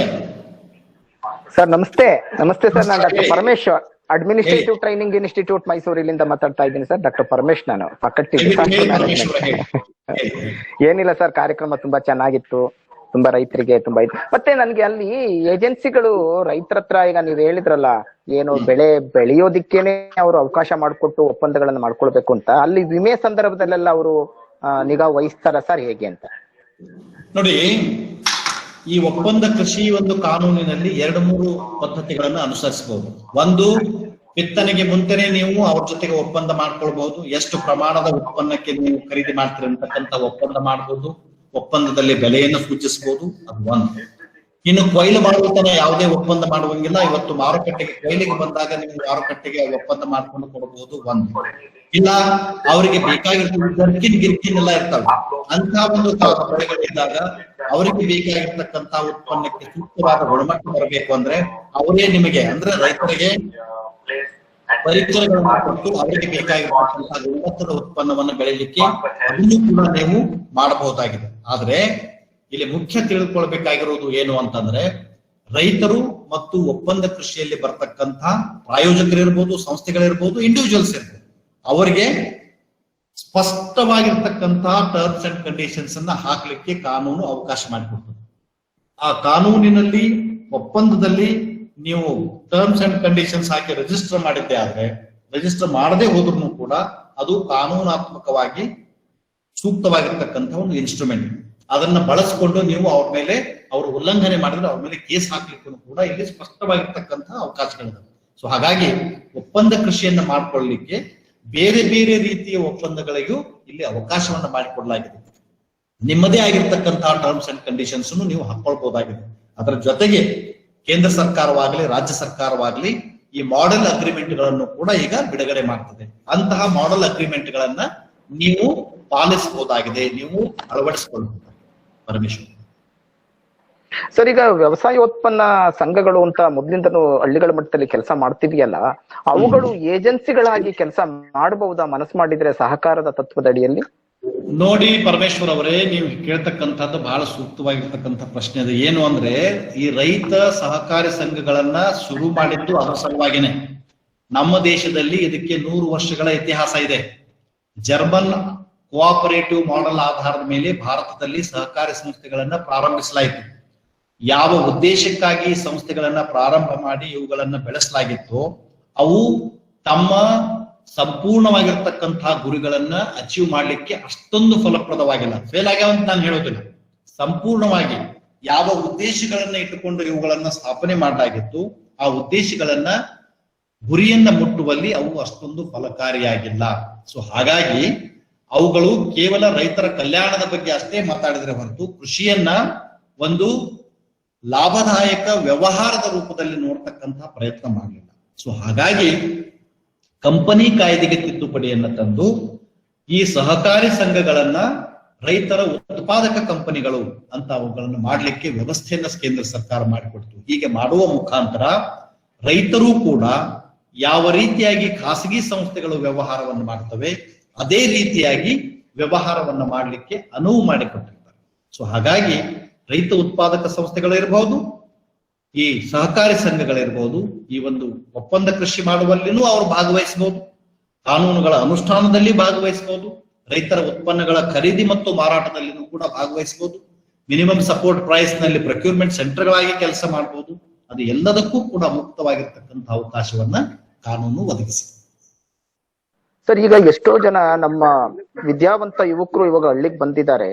ಅವರು ಒಂದು ಕಮಿಟಿ ಆತರ ಅಥವಾ ಒಂದು ಸಂಘ ಆತರ ಒಂದು ರಚನೆ ಮಾಡಿಕೊಂಡು ಆ ಸದರಿ ಹಳ್ಳಿಗಳಲ್ಲಿ ಬೆಳೀತಕ್ಕಂತ ಉತ್ಪನ್ನಗಳನ್ನ ಆ ಒಂದು ಕಮಿಟಿ, ಆ ಯುವಕರು ಅಥವಾ ಆ ವಿದ್ಯಾವಂತ ಯುವಕರುಗಳು, ಅಗ್ರಿಕಲ್ಚರ್ ವಿದ್ಯಾವಂತರಾಗಿರ್ಬೋದು, ಬೇರೆ ಯಾರೇ ಆಗಿರ್ಬೋದು, ಅವರುಗಳನ್ನು ಮಾಡಿ ಆ ತರದ್ದೆಲ್ಲ ಒಂದು ಪ್ರೋತ್ಸಾಹ ಮಾಡ್ಕೊಂಡ್ರೆ ಅನುಕೂಲಗಳಾಗತ್ತಲ್ವಾ ಸರ್, ಅವರಿಗೆ ಇಂಡಿವಿಜುವಲಿ ಮತ್ತು ಅವರ ಜನಕ್ಕೆಲ್ಲ? ನೋಡಿ, ಕರ್ನಾಟಕ ಸರ್ಕಾರ ಇರ್ಬೋದು, ಭಾರತ ಸರ್ಕಾರ ಇರ್ಬೋದು, ರೈತ ಉತ್ಪಾದಕ ಸಂಸ್ಥೆಗಳನ್ನ, ಅದರಲ್ಲಿಯೂ ಮುಖ್ಯವಾಗಿ ಸಣ್ಣ ಮತ್ತು ಅತಿ ಸಣ್ಣ ರೈತರು, ಯುವಕರು ಇಂತಹ ಕಾರ್ಯಕ್ರಮಗಳ ಅನುಭವ ಏನು ಉಪಯುಕ್ತತೆಯನ್ನು ಪಡೆಯಲಿ ಅಂತ ಹೇಳಿ ಕೇಂದ್ರ ಸರ್ಕಾರವು ಕೂಡ ಹಲವಾರು ಯೋಜನೆಗಳನ್ನು ರೂಪಿಸಿದೆ. ಈಗ ಈ ವರ್ಷದ ಕೇಂದ್ರದ ಬಜೆಟ್ ನಲ್ಲಿ 10,000 ರೈತ ಉತ್ಪಾದಕ ಸಂಸ್ಥೆಗಳನ್ನ ಸ್ಥಾಪನೆ ಮಾಡಲಿಕ್ಕೆ ಅನುವು ಮಾಡಿಕೊಡಲಾಗಿದೆ. ಅದೇ ರೀತಿ ಕರ್ನಾಟಕ ಸರ್ಕಾರ ಕೂಡ ತನ್ನದೇ ಆಗಿರ್ತಕ್ಕಂಥ ರೈತ ಉತ್ಪಾದಕ ಸಂಸ್ಥೆಗಳ ನೀತಿಯನ್ನ 2018ರಲ್ಲೇನೆ ತಂದಿದೆ. ಈ ಒಂದು ನೀತಿಯ ಅಡಿಯಲ್ಲಿ ರಾಜ್ಯದ ಹಾಗೂ ಕೇಂದ್ರದ ಹಲವಾರು ಯೋಜನೆಗಳನ್ನ ಬಳಸಿಕೊಂಡು ರಾಜ್ಯದಲ್ಲಿರ್ತಕ್ಕಂತಹ ಯುವಕರು ತಮ್ಮದೇ ಆಗಿರ್ತಕ್ಕಂತಹ ರೈತ ಉತ್ಪಾದಕ ಸಂಸ್ಥೆಗಳನ್ನ ಸ್ಥಾಪನೆ ಮಾಡಿಕೊಳ್ಳಬಹುದು ಮತ್ತು ಕೃಷಿಯಲ್ಲಿ ತಮ್ಮನ್ನು ತಾವು ತೊಡಗಿಸಿಕೊಳ್ಬಹುದು. ಇದರ ಬಗ್ಗೆ ನಾವು ಸಾಕಷ್ಟು ಕಾರ್ಯಕ್ರಮಗಳನ್ನು ಮಾಡ್ತಾ ಇರ್ತೀವಿ. ಅದರಲ್ಲಿನೂ ಕೂಡ ಅವರು ಭಾಗವಹಿಸಬಹುದು. ನಿಮ್ಮ ATI ನಲ್ಲಿ ಒಂದು ಕಾರ್ಯಕ್ರಮ ಮಾಡಿ, ನಿಮ್ಮ ಜೊತೆಗೆ ನಾವು ಒಂದು ಕಾರ್ಯಕ್ರಮ ಮಾಡೋಣ. ಖಂಡಿತವಾಗಿ ಸರ್, ಖಂಡಿತವಾಗಿ ಮಾಡೋಣ ಸರ್. ನಾನೀಗ ಹಾಕೊಳ್ತೀನಿ, ಡ್ರಾಟ್ ಮಿಟಿಗೇಷನ್ ಸಂದರ್ಭದಲ್ಲಿ ತಾವುಗಳು ಸಂಪನ್ಮೂಲ ವ್ಯಕ್ತಿಯಾಗಿ ಭಾಗವಹಿಸಬೇಕು, ಇದನ್ನ ಪ್ರಚಾರ ಮಾಡೋಣ. ಖಂಡಿತವಾಗಿ ಬರ್ತೀವಿ. ಅದರ ಜೊತೆಗೆ ಈ ರೈತ ಉತ್ಪಾದಕ ಸಂಸ್ಥೆಗಳನ್ನುವಂತಹದ್ದು ಏನಿದೆ, ಇದು ಒಂದು ಕಾನೂನಾತ್ಮಕವಾಗಿ ಕೇಂದ್ರ ಮತ್ತು ರಾಜ್ಯ ಸರ್ಕಾರಗಳು ಉತ್ತೇಜನ ಮಾಡ್ತಕ್ಕಂತಹ ಒಂದು ಸಂಸ್ಥೆಗಳಾಗಿದ್ದಾವೆ. ಇವುಗಳ ಬಗ್ಗೆ ನಾವು ನಿಮ್ಮ ಅಧಿಕಾರಿಗಳಿಗೆ, ಯಾಕಂದ್ರೆ ನೀವು ಅಡ್ಮಿನಿಸ್ಟ್ರೇಟಿವ್ ಆಫೀಸರ್ಸ್ಗೆ, KAS IAS ಆಫೀಸರ್ಗೆ ನೀವು ಟ್ರೈನಿಂಗ್ ಮಾಡ್ತಾ ಇರೋದ್ರಿಂದ ಅವರು ಮುಂದೆ ಏನು ಆಡಳಿತದ ಒಂದು ಇದರಲ್ಲಿ ಬರುವಾಗ ಅವರಿಗೂ ಕೂಡ ಇದರ ಬಗ್ಗೆ ಮಾಹಿತಿ ಸ್ಪಷ್ಟವಾಗಿ ಕೊಡಬೇಕಾಗಿದೆ. ನಾನು ಇದನ್ನ ಮಾನ್ಯ ಅಭಿವೃದ್ಧಿ ಆಯುಕ್ತರಲ್ಲಿನೂ ಕೂಡ ವಿನಂತಿ ಮಾಡಿದ್ದೀವಿ. ಅವರಿಗೂ ಕೂಡ ಇದರ ಬಗ್ಗೆ ಮಾಹಿತಿ ಕಾನೂನಾತ್ಮಕವಾಗಿ ಏನು ಪ್ರಾವಿಷನ್ಸ್ ಇದೆ ಅನ್ನೋದನ್ನ ಅವ್ರಿಗೆ ಹೇಳ್ಬೇಕಾಗಿದೆ. ನೀವು ನಿಮ್ಮಲ್ಲೂ ಕಾರ್ಯಕ್ರಮ ಹಾಕೊಳ್ಳಿ, ನಮ್ಮ ಸಂಸ್ಥೆಯ ಜೊತೆಗೆ ಕೂಡಿ ನಾವು ನಿಮ್ಮ ATI ನಲ್ಲಿ ಬರ್ತಕ್ಕಂತಹ ಅಧಿಕಾರಿಗಳಿಗೂ ಕೂಡ ಒಂದು ದಿನದ ತರಬೇತಿಯನ್ನ ಅಥವಾ ಒಂದು ಅವಧಿಯ ತರಬೇತಿಯನ್ನ ನಾವು ಮಾಡೋಣ. ಓಕೆ ಸರ್, ಪ್ರಪೋಸಲ್ಸ್ ನಮ್ಮ ಡೈರೆಕ್ಟರ್ ಜನರಲ್ ಅವರಿಗೆ ಕಳಿಸ್ಕೊಡ್ತೀವಿ ಸರ್. ಅವರ ನಿರ್ದೇಶನದಂತೆ ನಾವು ಮುಂದುವರಿಯೋಣ sir. Thank you very much sir. Thank you. ಮತ್ತೆ ಪ್ರಶ್ನೆಗಳಿದ್ರೆ ಕೇಳಿ ಸರ್. ಇಲ್ಲಿ ವೈಸಲ FPO ಪ್ರಶ್ನೆ ಕೇಳಿದ್ದಾರೆ. FPO ಏನಾದ್ರು ಔಟ್ಪುಟ್ ಬಿಸ್ನೆಸ್ ಮಾಡ್ಬೇಕಾದ್ರೆ ಅವ್ರಿಗೆ ಟ್ರೇಡಿಂಗ್ ಲೈಸೆನ್ಸ್ ಕಡ್ಡಾಯವಾಗಿ ಬೇಕಾ ಅಂತ ಕೇಳ್ತಾರೆ ಸರ್. ಈಗ ಇದರಲ್ಲಿ ಬಹಳ ಮುಖ್ಯವಾಗಿರ್ತಕ್ಕಂಥ ಪ್ರಶ್ನೆ, ನೀವು ಬೇರೆ ವಿಚಾರಗಳಿಗೆ ನಾವು ಟ್ರೇಡ್ ಲೈಸೆನ್ಸ್ ಅನ್ನು ಕೊಟ್ಟಿರ್ತೀವಿ. ನೀವು ಈಗ ನಿಮ್ಗೆ ಫರ್ಟಿಲೈಸರ್ಗೆ ಟ್ರೇಡ್ ಲೈಸೆನ್ಸ್ ಇರ್ತದೆ. ಸೊ ಹಾಗಾಗಿ ನೀವು ಕಂಪನಿಯ ಕಾಯ್ದೆ ಅಡಿಯಲ್ಲೇ ನೀವು ಮಾಡಿರೋದ್ರಿಂದ ಆ ಒಂದು ಲೈಸೆನ್ಸ್ ನಿಮ್ಗೆ ಅವಶ್ಯಕ ಇರ್ತದೆ. ಮತ್ತು ಪ್ರಾರಂಭದಲ್ಲಿ ನೀವು ನಿಮ್ಮ ಸಂಸ್ಥೆಗಳನ್ನ ನೀವು ಸ್ಥಾಪನೆ ಮಾಡಿದ ಕೂಡಲೇ ಅವಶ್ಯಕವಾಗಿರ್ತಕ್ಕಂತಹ ಎಲ್ಲಾ ಪರವಾನಗಿಗಳನ್ನು, ಲೈಸೆನ್ಸ್ ಗಳನ್ನ ಕೊಡ್ಲಿಕ್ಕೆ ನಾವು ನಿಮ್ಗೆ ಮಾರ್ಗದರ್ಶನವನ್ನ ಮಾಡ್ತೀವಿ. ಅದರ ಪ್ರಕಾರ ನೀವು ಲೈಸೆನ್ಸ್ ಗಳನ್ನ ತೆಗೆದುಕೊಳ್ಬಹುದು. ಮತ್ತೆ ಏನಾದ್ರು ಪ್ರಶ್ನೆ ಇದ್ರೆ ಕೇಳಿ. ಸರ್, ಈಗ ನಮ್ಮ ಶತಮಾನದ ಹಿಂದೆ ಬಣ್ಣಗಿನ ಹೊರದ ನಮ್ಮ ಸಿದ್ದನಗೌಡ ಪಾಟೀಲ್ ಅವರು ಸಹಕಾರಿ ಸಂಘ ಸ್ಥಾಪನೆ ಮಾಡಿದ್ರು. ಮಾಸ್ಕ್ ಇಳಿಸಿ ಕೇಳಿ ಕುಮಾರ್ ಅವರೇ, ಮಾಸ್ಕ್ ಇಳಿಸಿ, ಮಾಸ್ಕ್ ಇಳಿಸಿ. ಇಲ್ಲ ನಾನು ಬೇರೆ ಯಾವ್ದು ಫಂಕ್ಷನ್ ಅಲ್ಲಿ ಇದು ಜನರ ಮಧ್ಯೆ ಇದು ಹಂಗಾಗಿ ಹಾಕಿದ್ದೆ. ಸರ್ ಏನಾಗಿದೆ ಅಂತಂದ್ರೆ ಶತಮಾನದ ಹಿಂದೆ ನಮ್ಮ ಕಣಗಿನಹಾಳ ಏನು ಸಿದ್ದನಗೌಡ ಪಾಟೀಲ್ ಸ್ಥಾಪನೆ ಮಾಡಿದ್ರು ಕೋಆಪರೇಟಿವ್ ವ್ಯವಸ್ಥೆನ. ಅವತ್ತಿನ ಕೋಆಪರೇಟಿವ್ ವ್ಯವಸ್ಥೆಗೂ ಇವತ್ತಿನ ಕೋಆಪರೇಟಿವ್ ವ್ಯವಸ್ಥೆಗೂ ಸಹಕಾರಿ ವ್ಯವಸ್ಥೆಯಲ್ಲಿ ಇರ್ಬೋದು, ಕೃಷಿ ವ್ಯವಸ್ಥೆಯಲ್ಲಿ ಇರ್ಬೋದು, ಏನು ಅನ್ವಯಿಕೆಗಳು ಇನ್ನೂ ಬದಲಾವಣೆ ಆಗ್ಬೇಕು ಅಂತ. ನೋಡಿ, ನಾನು ನಿಮಗೆ ಪ್ರಾರಂಭದ ಹಂತದಲ್ಲಿ ಹೇಳಿದೆ, ನಮ್ಮ ದೇಶದಲ್ಲಿ ಸಹಕಾರಿ ಕೃಷಿ ತತ್ವಗಳನ್ನ ನಾವು ಜರ್ಮನಿಯಿಂದ ಅಳವಡಿಸಿಕೊಂಡಿದ್ವಿ, ನಿಮ್ಗೆಲ್ಲ ಗೊತ್ತಿದೆ. ಅಲ್ಲಿ ನಾವು ಹಲವಾರು ಅಂಶಗಳನ್ನ ತಗೊಂಡು ಬಂದಿವಿ. ಆದ್ರೆ ಜರ್ಮನಿಯವರು ಯಾವ ರೀತಿ ಕೃಷಿ ಸಹಕಾರ ತತ್ವಗಳನ್ನ ಅಳವಡಿಸಿಕೊಂಡಿದ್ದಾರೆ ಅನ್ನೋದ್ರ ಬಗ್ಗೆ ನಾವು ಮಾಡಲಿಲ್ಲ. ಎಲ್ಲಾ ಅಂಶಗಳನ್ನ ತಂದಿದ್ದೀವಿ. ನಮ್ಮಲ್ಲಿ ಬರೀ ನಾವು ಕೃಷಿಯನ್ನ ಒಂದು ಕಲ್ಯಾಣಕ್ಕಾಗಿ ಮಾಡ್ತೀವಿ ಅಂದ್ರೆ ಆಗೋದಿಲ್ಲ, ಕೃಷಿಯನ್ನು ಕೂಡ ನಾವು ಒಂದು ವ್ಯಾವಹಾರಿಕ ರೂಪದಲ್ಲಿ ನೋಡ್ಬೇಕಾಗಿದೆ. ಅಂತಹ ಪ್ರಕ್ರಿಯೆಯನ್ನ ಈ ಸಹಕಾರಿ ಸಂಘಗಳು ಮಾಡಿದೆ. ಕೃಷಿಯನ್ನ ಒಂದು ವ್ಯಾವಹಾರಿಕ ರೂಪದಲ್ಲಿ ನೋಡ್ತಕ್ಕಂಥ ಪ್ರಯತ್ನ ಮಾಡಿದೆ. ಮತ್ತು ಅಲ್ಲಿ ಏನಾಯ್ತು ಅಂತಂದ್ರೆ ಬಹಳಷ್ಟು ಪ್ರಕಾರದ ಇಂಟರ್ಫಿಯರೆನ್ಸ್ ಬಹಳಷ್ಟು ಬಂದುವಲ್ಲಿ. ಸೊ ಹಾಗಾಗಿ ನೀವು ಕಣಗಿನಹಾಳದಲ್ಲಿ ಅವಾಗಿನ ಇರ್ತಕ್ಕಂತಹ ಸಹಕಾರಿ ತತ್ವ ಇವತ್ತಿಲ್ಲ, ನಿಮ್ಗೆಲ್ಲ ಗೊತ್ತಿದೆ. ನಿಮ್ಮ ಜಿಲ್ಲೆನೂ ಕೂಡ ಬಹಳಷ್ಟು ಏನೋ ಸಹಕಾರಿ ತತ್ವದಲ್ಲಿ ಹಲವಾರು ಸಂಸ್ಥೆಗಳನ್ನು ಸ್ಥಾಪನೆ ಮಾಡಿರ್ತಕ್ಕಂಥ ಜಿಲ್ಲೆ. ಆದಾಗ್ಯೂ ಕೂಡ ಇವತ್ತು ಅದರಲ್ಲಿ ಹಲವಾರು ಸಮಸ್ಯೆಗಳನ್ನ ಎದುರಿಸ್ತಕ್ಕಂಥ ಪರಿಸ್ಥಿತಿ ಬಂದಿದೆ. ಒಟ್ಟಾರೆ ಸಹಕಾರಿ ತತ್ವದ ಚಿಂತನೆಯನ್ನ ನೀವು ಒಂದು ವಿಶ್ಲೇಷಣೆ ಮಾಡಿದ್ರೆ, ಅದರದೊಂದು ಓರಿನೋಟವನ್ನ ನೀವು ಬೇಕಿದೆ ಆದ್ರೆ, ಯಾವ ಉದ್ದೇಶಕ್ಕಾಗಿ ರೈತರ ಸಹಕಾರಿ ಸಂಘಗಳನ್ನ ಸ್ಥಾಪನೆ ಮಾಡಲಾಗಿತ್ತು, ಅವು ತಮ್ಮ ಸಂಪೂರ್ಣವಾಗಿರ್ತಕ್ಕಂತಹ ಗುರಿಯನ್ನ ಸಾಧನೆ ಮಾಡುವಲ್ಲಿ ಅಷ್ಟೊಂದು ಸಫಲವಾಗಿಲ್ಲ. ಸೊ ಹಾಗಾಗಿ ಆ ಸಹಕಾರಿ ಸಂಘಗಳನ್ನ ಒಂದು ಕಂಪನಿಯ ಕಾಯ್ದೆಯಲ್ಲಿ, ಅಂದ್ರೆ ಅವರು ಖಾಸಗಿ ಕಂಪನಿಗಳ ಜೊತೆ ಸಹ ಆ ಒಂದು ರೀತಿಯೊಳಗೆ ವ್ಯವಹಾರ ಮಾಡತಕ್ಕಂತ ವ್ಯವಸ್ಥೆ ಮಾಡಬೇಕು ಅಂತ ಹೇಳಿ 2013ರಲ್ಲಿ ಕಂಪನಿ ಕಾಯ್ದೆಗೆ ತಿದ್ದುಪಡಿಯನ್ನ ತಂದು ರೈತರು ಕೂಡ ಸಹಕಾರಿ ಒಂದು ತತ್ವಗಳ ಅಡಿಯಲ್ಲಿ ಕಂಪನಿಗಳನ್ನ ಮಾಡಬಹುದು ಅಂತಕ್ಕಂಥ ವ್ಯವಸ್ಥೆಯಲ್ಲಿ ಸರ್ಕಾರ.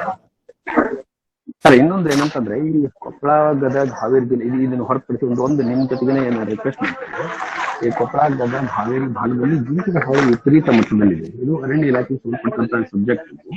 ಬಟ್ ಕೃಷಿ ಮತ್ತು ರೈತರ ಮೇಲೆ ಗಂಭೀರ ಸ್ವರೂಪದ ಪರಿಣಾಮ ಬೀರಿದೆ. ಇವ್ರಿಗೂ ಅಲ್ಲಿ ಯಾವುದೇ ಕ್ರಮಗಳಾಗಿಲ್ಲ.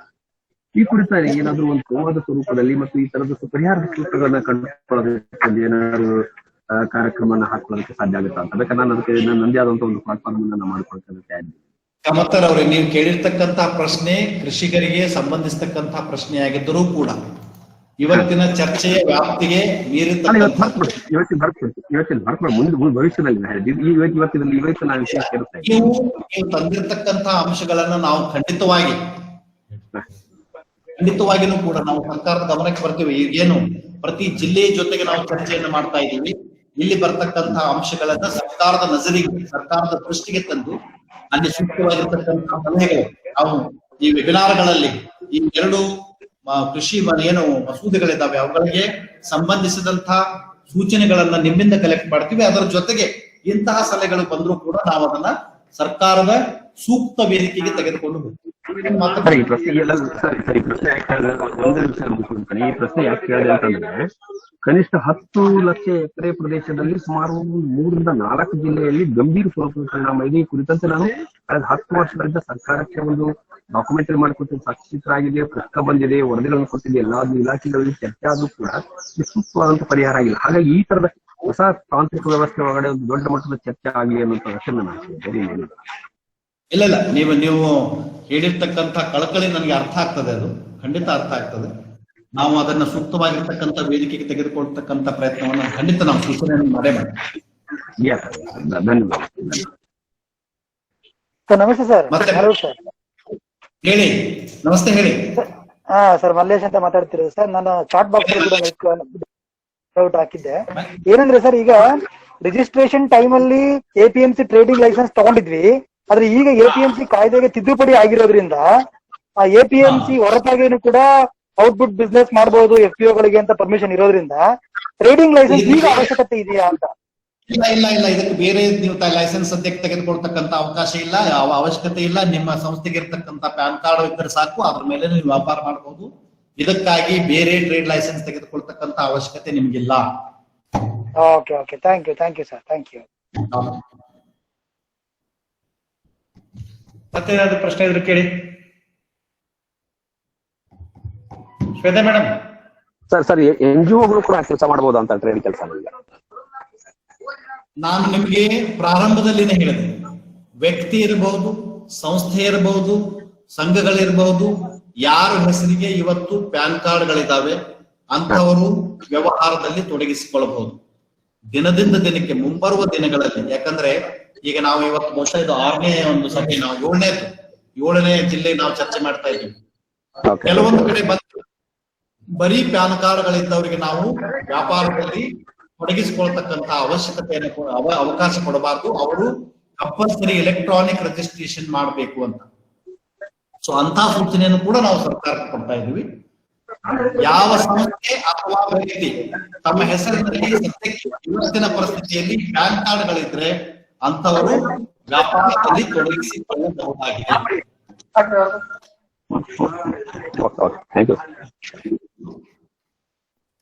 ಚೇತನ್ ಬ್ಯಾಡ್ಗೆ ಅವ್ರೆ ಕೇಳ್ರಿ. ಸರ್ ಇದು ನಮ್ದು ಹಾವೇರಿ ಸರ್. ಇಲ್ಲಿ ಮೆಕ್ಕೆಜೋಳ ಬೆಳಿತೀವಿ ಸರ್. ಓಕೆ, ನೀವ್ ಹೇಳ್ದಂಗೆ ಇಲ್ಲಿ ಇದು ತಗೊಳಕ್ ಯಾವ್ದು ಪ್ರೊಕ್ಯೂರ್ಮೆಂಟ್ ಸೆಂಟರ್ ಇಲ್ಲ ಸರ್ ಇಲ್ಲಿ. ಚೇತನ್ ಅವರೇ ಕೇಳಿ, ರಾಜ್ಯ ಸರ್ಕಾರ ನಿಗದಿತ ಬೆಳೆಗಳ ಬೆಲೆಗಳು ಮಾರುಕಟ್ಟೆಯಲ್ಲಿ ಕನಿಷ್ಠ ಬೆಂಬಲ ಬೆಲೆಗಿಂತ ಬಹಳಷ್ಟು ಹೋದಾಗ ಆ ಜಿಲ್ಲೆ, ಆ ತಾಲೂಕು ಅಥವಾ ಆ ಭಾಗದಲ್ಲಿರ್ತಕ್ಕಂಥ ಕೃಷಿ ಇಲಾಖೆಗಳಿಂದ ಸೂಚಿಸಲ್ಪಡ್ತಕ್ಕಂಥ ಕೇಂದ್ರಗಳಲ್ಲಿ APMC ಇರ್ಬೋದು, FPOಗಳಿರ್ಬೋದು, ಕೋಆಪರೇಟಿವ್ ಸೊಸೈಟಿ ಇರ್ಬೋದು, ಇನ್ನಾವುದೇ ಸಂಸ್ಥೆಗಳನ್ನ ಸೂಚನೆ ಮಾಡಿ ಬೆಂಬಲ ಬೆಲೆಯ ಅಡಿಯಲ್ಲಿ ರೈತರಿಂದ ಆ ಬೆಳೆಗಳನ್ನ ಖರೀದಿ ಮಾಡ್ಲಿಕ್ಕೆ ಸೂಚನೆ ಮಾಡ್ತಾರೆ. ಅದರ ಪ್ರಕಾರ ಅಂತಹ ಸಂಸ್ಥೆಗಳು ಅಲ್ಲಿ ಕೆಲಸ ಮಾಡ್ತಾರೆ. ತಿಳಿತಲ್ಲ, ಈಗಾಗಲೇ 24 ತಾಸು ಅವು ಓಪನ್ ಇರೋದಿಲ್ಲ. ಯಾವಾಗ ಬೆಲೆಗಳು ಬಿದ್ದು ಹೋಗ್ತವೆ ಅಂತಹ ಪ್ರಸಂಗದಲ್ಲಿ ಸೂಕ್ತವಾಗಿರ್ತಕ್ಕಂಥ ಸುತ್ತೋಲೆಯನ್ನ ತರುವ ಮುಖಾಂತರ ಅವರು ಕೆಲವೊಂದು ಸಂಸ್ಥೆಗಳನ್ನ ಬೆಂಬಲ ಬೆಲೆಯ ಅಡಿಯಲ್ಲಿ ಬೆಳೆಗಳನ್ನ ಖರೀದಿ ಮಾಡ್ಲಿಕ್ಕೆ ವ್ಯವಸ್ಥೆ ಮಾಡ್ತಾರೆ. ಸರ್ ನಾವು ಹೋದ ವರ್ಷ ಮೆಕ್ಕೆಜೋಳ ಒಬ್ಬೊಬ್ರ ಕೇಳಿ. ಚೇತನ್ ಅವ್ರೆ ಕೇಳ್ರಿ. ಏನು ನಾವು ಹೋದ ವರ್ಷ ಮೆಕ್ಕೆಜೋಳ ಹಾಕಿದ್ದು ಇಲ್ಲಿವರೆಗೂ ಇಟ್ಕೊಂಡಿದ್ವಿ ಸರ್. ಈಗ ಮೊನ್ನೆ 15 ದಿನದಿಂದ ಕೊಟ್ಟು ಸರ್. ಕೃಷಿ ಇಲಾಖೆಯಿಂದ ಆತರ ಯಾವ್ದೇ ಸುತ್ತೋಲೆ ಆಗ್ಲಿ ನಮ್ಗೆ ಯಾವ್ದ ದಯವಿಟ್ಟು ನೀವು ಕೃಷಿ ಇಲಾಖೆಗೆ ಹೋಗಿ ಮಾತನಾಡಿ ನೋಡಿ ಸರ್, ಮಾರುಕಟ್ಟೆಯಲ್ಲಿ ಬೆಂಬಲ ಬೆಲೆಗಿಂತ ಇವತ್ತು ಕಡಿಮೆ ಆಗಿದೆ, ನೀವು MSP ಪ್ರೊಕ್ಯೂರ್ಮೆಂಟ್ ಸೆಂಟರ್ ಓಪನ್ ಮಾಡ್ತಿರೋ ಇಲ್ಲೋ ಅನ್ನುವುದನ್ನ ಕೇಳಿ. ನಿಮಗೆ ಸೂಕ್ತವಾದ ಮಾಹಿತಿ. ಅದ್ರ ಬಗ್ಗೆ ಸ್ಟ್ರೈಕ್ ಎಲ್ಲ ಆಗಿದೆ ಸರ್. ಯಾವ್ದ ಇದು ಇಲ್ಲ ಸರ್. ಸರ್ಕಾರ ಮಾಡ್ತದೆ. ಸರ್ ನಿಮ್ಮ ಮೊಬೈಲ್ ನಂಬರ್ ಒಂದು ಹೇಳಿ, ರೈತರಿಗೆ ಬೇರೆ ಏನಾದ್ರು ಅನುಮಾನಗಳಿದ್ರೆ ಮಾತಾಡಕ್ ಅನುಕೂಲ ಆಗ್ತದೆ. ಈ ಕಾರ್ಯಕ್ರಮ ಮುಗಿದ ಮೇಲೆ ನಾನು ಮೊಬೈಲ್ ನಂಬರ್ ಹಾಕ್ತೀನಿ, ಬರ್ಕೊಳ್ಳಿ. ಸರ್ ಹೇಳ್ಬಿಡಿ ಸರ್, ಒಂದ್ ನಿಮಿಷ. 9498 ಓಕೆ. 72877 72877 ಚಾಟ್ ಬಾಕ್ಸ್ ಅಲ್ಲಿ ಹಾಕಿದ್ರೆ ತಾವು ನೋಟ್ ಮಾಡ್ಕೋಬಹುದು. 72877 ಓಕೆ. ನಿಮ್ದು ಟೈಮಿಂಗ್ ಸರ್ ಯಾವಾಗಿಂದ ಯಾವಾಗ ಮಾತಾಡಬಹುದು ನಾವು? ಈಗ ಪಾಪ ನೀವು ಬೇರೆ ಬೇರೆ ಶೆಡ್ಯೂಲ್ ಆಗಿದ್ದಾಗ ನಾವು ಪ್ರಶ್ನೆಗಳನ್ನ ಬೇಕಾದಾಗ ಕೇಳಿ. ನಾನು ಯಾವ್ದಾದ್ರು ಸಭೆಗಳಿದ್ರೆ ನಾನು ಫೋನ್ ಮಾಡಿ ಹೇಳ್ತೀನಿ. ಫೋನ್ಗಳನ್ನು ಅಷ್ಟೇ. Thank you sir, thank you. ಒಳ್ಳೇದಾಗ ಮತ್ತೆ ಪ್ರಶ್ನೆಗಳಿದ್ರೆ ಕೇಳಿ. ನಾಗರಾಜ್ ಪಾಟೀಲ್ ಅವರೇ ಪ್ರಶ್ನೆಗಳನ್ನ ಕೇಳಿ, ಆಮೇಲೆ ತಿನ್ನೋರಂತೆ ಹಣ್ಣು. ಸರ್ ನಮಸ್ತೆ. ಸರ್ ರಾಮಪ್ಪ ಅಂತ, ಕೊಪ್ಪಳ ಜಿಲ್ಲೆ ಕುಷ್ಟಗಿಯಿಂದ. ಹೇಳಿ ರಾಮಪ್ಪ ಅವರೇ, ನಮ್ ಕಡೆದವ್ರು ಹೇಳಿ, ನೀವು ಏನ್ ಪ್ರಶ್ನೆ ಕೇಳ್ತೀರಿ ಕೇಳಿ. ನಮಸ್ಕಾರ ಸರ್. ಈಗ FPO ಇದಾವಲ್ಲ ಸರ್, ಈಗ FPO ನ ಬರೀ ಈಗ ಮಾಡ್ಕೊಂಡಿದ್ರಲ್ಲ ಅವ್ರು ಮಾತ್ರ ಮಾಡ್ಬೋದಾ, ಅಥವಾ ರೈತರುಗಳು ಸ್ವಲ್ಪ ಜನ ಸೇರ್ಕೊಂಡು ಅವರು ಮಾಡ್ಕೊಂಡು ಅವ್ರು ಏನಾದ್ರು ಈಗ ಅಂದ್ರೆ ರೈತರ ಉತ್ಪಾದನೆಗಳನ್ನ ಅವ್ನ ಮೌಲ್ಯವರ್ಧನೆ ಮಾಡ್ಕೊಂಡು ಮಾಡತ್ರ ಏನಾದ್ರು ಅವ್ರಿಗೆ ಅನುಕೂಲ ಮಾಡ್ಕೊಳ್ಬಹುದಾ? ಬಹಳ ಮುಖ್ಯವಾಗಿರ್ತಕ್ಕಂಥ ಪ್ರಶ್ನೆ ಕೇಳಿದಿರಿ. ಈಗಾಗಲೇ ಕರ್ನಾಟಕದಲ್ಲಿ 555 ರೈತ ಉತ್ಪಾದಕ ಸಂಸ್ಥೆಗಳು ನೋಂದಣಿಯಾಗಿ ಕೆಲಸ ಮಾಡ್ತಾ ಇದ್ದಾವೆ.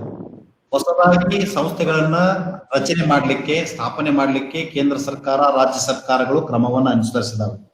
ಹೋದ ವರ್ಷದ ಈ ವಿಚಾರದಲ್ಲಿ 145 ಹೊಸ ರೈತ ಉತ್ಪಾದಕ ಸಂಸ್ಥೆಗಳನ್ನ ಸ್ಥಾಪನೆ ಮಾಡ್ಲಿಕ್ಕೆ ವ್ಯವಸ್ಥೆ ಮಾಡಲಾಗಿದೆ. ಈ ವರ್ಷದ ಕೇಂದ್ರ ಯೋಜನೆಯಡಿಯಲ್ಲಿ 100 ಹೊಸ ಸಂಸ್ಥೆಗಳನ್ನ ರೂಪಿಸಲಿಕ್ಕೆ ರಾಜ್ಯ ಸರ್ಕಾರ ಮಾಡಿದೆ. ಪ್ರತಿ ತಾಲೂಕಿಗೆ ಒಂದಾದ್ರೂ ಇರಬೇಕು ಅಂತಕ್ಕಂಥದ್ದು ಕೇಂದ್ರದ ಯೋಜನೆಯಾಗಿದೆ. ನೀವು ಸ್ವತಃ ಮಾಡುವುದಕ್ಕಿಂತ ಬದಲಾಗಿ ನಿಮ್ಮ ತಾಲೂಕಿನ ಸಹಾಯಕ ಕೃಷಿ ನಿರ್ದೇಶಕರು ಅಥವಾ ನಿಮ್ಮ ತಾಲೂಕಿನ ಸಹಾಯಕ ತೋಟಗಾರಿಕೆ ನಿರ್ದೇಶಕರ ಹತ್ರ ನೀವು ಏನು ಇಂಟ್ರೆಸ್ಟೆಡ್ ಫಾರ್ಮರ್ಸ್ ಅದೇ ನೀವೆಲ್ಲರೂ ಹೋಗಿ ಅವ್ರನ್ನ ಭೇಟಿ ಆಗ್ರಿ, ಹೇಳ್ರಿ ನಾವು ಕೂಡ ಒಂದು ರೈತ ಉತ್ಪಾದಕ ಸಂಸ್ಥೆಯನ್ನ ಕುಷ್ಟಗಿ ತಾಲೂಕಿನಲ್ಲಿ, ಯಾವ ಊರು ನಿಮ್ದು ಕುಷ್ಟಗಿ ತಾಲೂಕಿನಲ್ಲಿ ರಾಮಪ್ಪ ಅವರೇ? ಕುಷ್ಟಗಿನ ಸರ್, ಇಲ್ಲೊಂದ್ ಐತ್ ಸರ್ ಆಲ್ರೆಡಿ ಒಂದ್ FPO. ಇರ್ಲಿ, ಅದೇನ್ ನಿಮ್ಗೆ ಎರಡನೇದು ಮಾಡಬಾರ್ದು ಅಂತ ಏನಿಲ್ಲ, ಎರಡನೇದು ಮಾಡಬಾರ್ದು ಅಂತ ಏನಿಲ್ಲ. ನಿಮ್ಮ ಜಮೀನಲ್ಲಿ ಬರ್ತಾವ, ಯಾವ ಹದ್ದಿನಾಗ ಬರ್ತಾವ ನಿಮ್ ಜಮೀನು? ಬರ್ತದೆ ಸರ್, ಇಲ್ಲಿ ಯರಗಂಜಿ ಹೋಬಳಿ ಒಳಗ ಬರುತ್ತೆ ಸರ್. ಸೊ ನಾವು ಮಾಡ್ತೀವಿ ಅಂತ ಹೇಳಿ ನೀವು ನಿಮ್ಮ ಸಹಾಯಕ ನಿರ್ದೇಶಕರನ್ನ ಭೇಟಿಯಾಗಿ ಅವರಿಗೆ ನಿಮ್ಮ ವಿನಂತಿಯನ್ನು ಸಲ್ಲಿಸ್ರಿ. ಈ ವರ್ಷಕ್ಕೆ ಅದು ಅಲಾಟ್ ಆಗಿದ್ರೆ ಅದು ಆಗ್ತದೆ. ಇದು ಯಾವುದೂ ಸರ್ಕಾರದ ಉಸಾಬರಿ ಬೇಡ ನಮಗಂತ ನಿಮ್ಗೆ ಅನ್ಸಿದ್ರೆ ನೀವು ಕನಿಷ್ಠ 10 ಜನ ರೈತರು ಒಟ್ಟಾಗಿ ಬರುವ ಮುಖಾಂತರ ನಿಮ್ಮದೇ ಆಗಿರ್ತಕ್ಕಂಥ ರೈತ ಉತ್ಪಾದಕ ಸಂಸ್ಥೆಯನ್ನ ಸ್ಥಾಪನೆ ಮಾಡ್ಕೊಳ್ಬಹುದು. ಅದನ್ನ ಯಾರು ಮುಂದೆ ತಡೆಯಂಗಿಲ್ಲ. Okay sir, thank you. ಇನ್ನೊಂದ್ ಸರ್, ಈಗ ಇದ್ರದ್ದು ಹೇಳಿದ್ರಿ ಒಪ್ಪಂದದ ಮೇರೆಗೆ ಕೃಷಿದ ಬಗ್ಗೆ ಮಾತಾಡಿದೆ ಸರ್. ನಾನು ಸ್ವಲ್ಪ ಲೇಟ್ ಆಗಿ ಜಾಯಿನ್ ಆದೆ. ಅದ್ರೊಳಗಡೆ ಒಂದು ಔಷಧಿ, ಹಾ ಸರ್, ಔಷಧಿ ಸಸ್ಯನ ಹಾಕ್ಬೇಕಂತ ಪ್ಲಾನ್ ಮಾಡ್ತಿದ್ದೀನಿ ಸರ್ ನಾನೀಗ. ಎಷ್ಟು ಎಕರೆ ಇದೆ ಜಮೀನ್ ನಿಮ್ದು? ಅದು ಸರ್ 4 ಎಕರೆ ಲೀಸ್ ತಗೊಂಡ್ ಮಾಡ್ತಿದ್ದೀನಿ ಸರ್ ನಾನು. ಆದ್ರೆ ಅವ್ರು ಏನ್ ಹೇಳ್ತಾರೆ ಸರ್, ಒಪ್ಪಂದ ಮಾಡ್ಕೊಳ್ತೀನಿ ಅಂತ ಹೇಳ್ತಿದ್ರು ಸರ್. ಒಪ್ಪಂದನ ಒಬ್ರ ಹತ್ರ ಮಾತಾಡಿದೀನಿ ಸರ್. ಈಗ ಅವರು ಅಡ್ರೆಸ್ ಏನು ಕೊಡ್ತಿಲ್ಲ ಸರ್ ಅವರು. ಬೇಡ, ನಿಮ್ಗೆ ಹಂಗಿತ್ತಂತಂದ್ರೆ ಇದು ನಾನು ಈ ಚಾಟ್ ಬಾಕ್ಸ್ ಅಲ್ಲಿ ನನ್ನ ನಂಬರ್ ಇದೆ, ತಗೊಳ್ಳಿ, ಆಮೇಲೆ ಮಾತಾಡಿ. ಇಲ್ಲಿ ಬೆಂಗಳೂರಲ್ಲಿ ಯಾವ ನಿಮ್ಮ ಒಂದು ಏನದು ಏನಪ್ಪಾ ಔಷಧಿ ಸಸ್ಯನ್ನ ಖರೀದಿ ಮಾಡಿ ಒಪ್ಪಂದದ ಮೇಲೆ ಆಗ್ಲಿ ನೀವು ಬೆಳೆದಿರ್ತಕ್ಕಂಥ